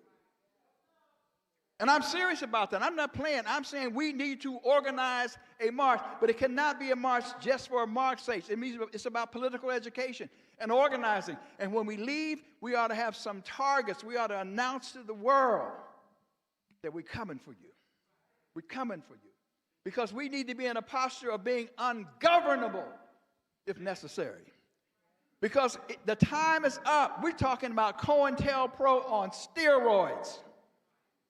We're beyond this time where, we're going to have a demonstration, and we call the police department and say, we're coming at such and such an hour, and we'll be getting out at such a time, and we have those orchestrated demonstrations. We need to fill up the jail, and you better be prepared that you may spend some serious time, if we are serious, using nonviolent resistance, and we need to use nonviolent resistance. But there ain't going to be no more of those fake demonstrations. They had their purpose. We were looking for the photo op and so forth, but there ain't going to be no more photo ops when they put Matt Gaetz as Attorney General of these United States of America. And by the way, we also need to deal with nuance and subtleties. Politics is not simple. It matters who are in these positions. I often say in my own little humble way, because I don't know, I'm not a grand theoretician, the difference between the Democrats and the Republicans is not fundamental. It is not a revolutionary change. It is incremental, but it is not inconsequential. Somebody came on my radio show the other day, and I don't like the Democrats, man. This Medicare Advantage, that's what they're for. I said, I'm for Medicare for all. I'm for a single payer system. But because we have the current system, 50 million people who do not have health insurance now have health insurance. We cannot be mechanical about our analysis. To those 50 million people, they have health insurance. You take the 50 million and you build on it until we get a Medicare for all or whatever transformative system we want. Dr. Maulana Karenga said we must be realistic, but as for reality, we have come to change it. That's very, very profound in terms of saying there's a system here, we're utilizing it, but we ain't in love with it. We know we have to change it. Young people, artists. There's some we've met here locally and so forth, all across the country. There are young artists who want to use their voice, and their voice is much clearer than mine. I don't know how to rap. I don't know how to rhyme. I'm from the civil rights generation. I'm from the rhythm and blues generation. I kind of understand the medium of it. But we need to call Chuck D off the battle. I mean, we need to come out of retirement. We need a summit of rap activists. By rap activists, I mean those young sisters and brothers who didn't sell out, who didn't do the gangster rap, who didn't do the massage and all that. We need to have a summit because their messaging is far more important. They know how to communicate in a way that perhaps we don't. George Fraser, we might have a different take on the family question. But what I do believe is that we have an extended family. We have different versions of family. And there should be no motherless children and no fatherless children in the black community. And we need to deal with the issues of violence and all that. I can recall the National Council of Negro Women going all across this country. I told you about it. Y'all remember those black family unions they had? We need to do them again. So maybe it's a partnership and a collaboration between Fraser Nation and your concern about the black family and National Council of Negro Women pulling these family summits, another summit. Then we have to protect it because we got young brothers and sisters. The nihilism in our community is so painful that we are afraid to gather. But we cannot be afraid to gather. We have to find a way to also protect those gatherings. But we need to get them on. There's something interesting about the therapeutic nature of movement, by the way. When we did the Million Man March, it was very interesting because for a period of time, for 4 or 5 or 6 or 7 days, on that day, the murder rate, the crime rate did what? It dropped. Which suggests that there's something therapeutic about movement. So we need to move in those directions. We need to talk about reparations. We need to push Biden to enact H.R. 40 now in the lame duck section. Well, Ron, what the hell are you going to do that for? Bush is just, the orange man just going to rescind it. But that's what I want him to do. I don't want him to do that. We know he will do that. But Biden needs to have an Emancipation Proclamation moment. He needs to enact H.R. 40 now in the lame duck session. We need to get that done because the orange man will rescind it. But what will they tell? What will they say to all the people out there who we have worked for and reparations is now popular? It will let them know on whose side he's on. For some of those people who are having little trepidations about it, it'll be clear. So let's push Biden to get it in by executive order. And finally, we need to be in a situation where we're not only talking about financial literacy. We need to have financial literacy. We know how the system functions and how it works. We need to cultivate a culture of civic engagement and political literacy. And by that I mean not lecturing people, not just talking politics. I mean the way you do this, you got to make it fun. You got to make it interesting. You can't just, and by the way, what is this whole thing is you only get interested in the electoral system just before the election. That does not make sense. We need to be constantly in motion, constantly organizing. And when we have this summit, we have to talk about these various methodologies of getting these things done. We need to talk about political literacy in our community. So, sisters and brothers, I came prepared to, again, talk about some specifics coming out of this conversation. Because like George Fraser said, if what he's saying is true, then I got some years left, right?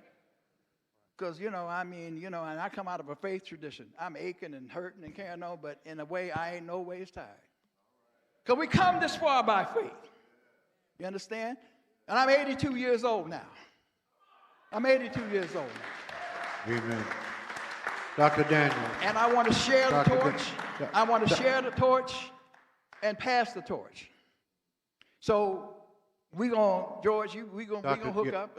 Just want to say We're gonna hook up. We're gonna hook up. We're gonna hook up, and we're gonna move this thing forward. But I gotta close because we got out of this church by a certain point. Got to get out of this church now. It'll take less than 15 close, seconds. I want to close on this testimony, Mr. President. I want to give a prayer that was done by Imtamishi St. Julian. And I wish Mark Moriel was here because he knows him. And then we're going to rise and we're going to sing the Black National Anthem again. And then we're going to do Harambe when we leave here. That's my plan. So don't interrupt my plan, brother. I mean, I got a plan. You know, you're just speaking up on my plan, Brother President. May we always remember those who came before us, right? Don't have Afro amnesia. May we be inspired by their vision and their valor.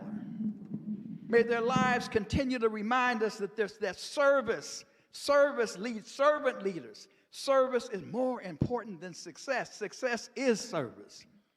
That principle, as you look at these people who are in there now, they have no principle. They are moral midgets. They are moral monstrosities. They have no character. We are the Ma'at people. Going all the way back to ancient, what do we believe? In righteousness and justice. It's not about power. It's not about who has the greatest weapons. When we have been successful, it's because we are organizing and moving around the principles of righteousness and justice. And yes, it gets a little complicated sometimes because we not only do it for ourselves, we fight for all humankind. And every now and then, the folks we fight for, maybe they may forget. It's irrelevant whether they forget. We are doing it because it's the right thing to do in terms of who we are as black people. That's what blackness means. At its essence, it's an ethic. It's an ethic. And we got to drill that deeply into our people. May whatever we do be shaped and molded by honesty, competence, and commitment. May our children and our children's children carry forth the pride and nobility of our history and our tradition. To the Creator of us all, let us dedicate our lives to make this world better and to make this world more beautiful. Would you now please rise for the singing of the Black National Anthem one more time? Now, since I can't sing, will somebody come please and lead it? Because I'll mess it up. Who can lead it off? Can somebody come up and lead it off? Who can somebody come and lead it off for us? All right, Sister Malaya, thank you so much for being here. Yes. Come on with it. Hi, I expect everybody to sing with me too now. It's on your program, all right? Ready? Lift every voice and sing till earth and heaven ring, ring with the harmony of liberty. Let our rejoicings rise high as the listening skies. Let us march on till victory is won.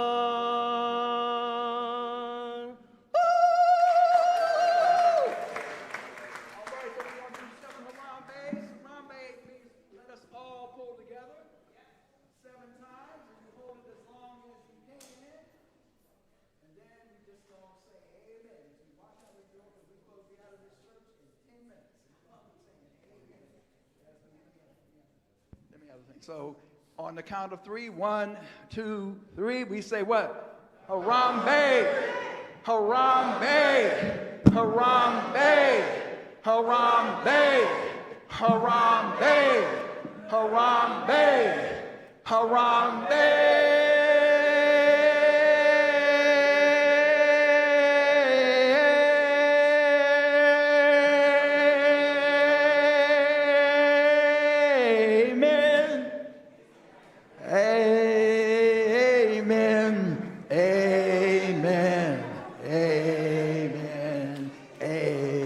I can't sing. Amen.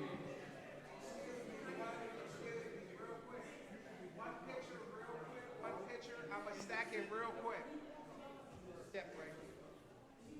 In the center, brother.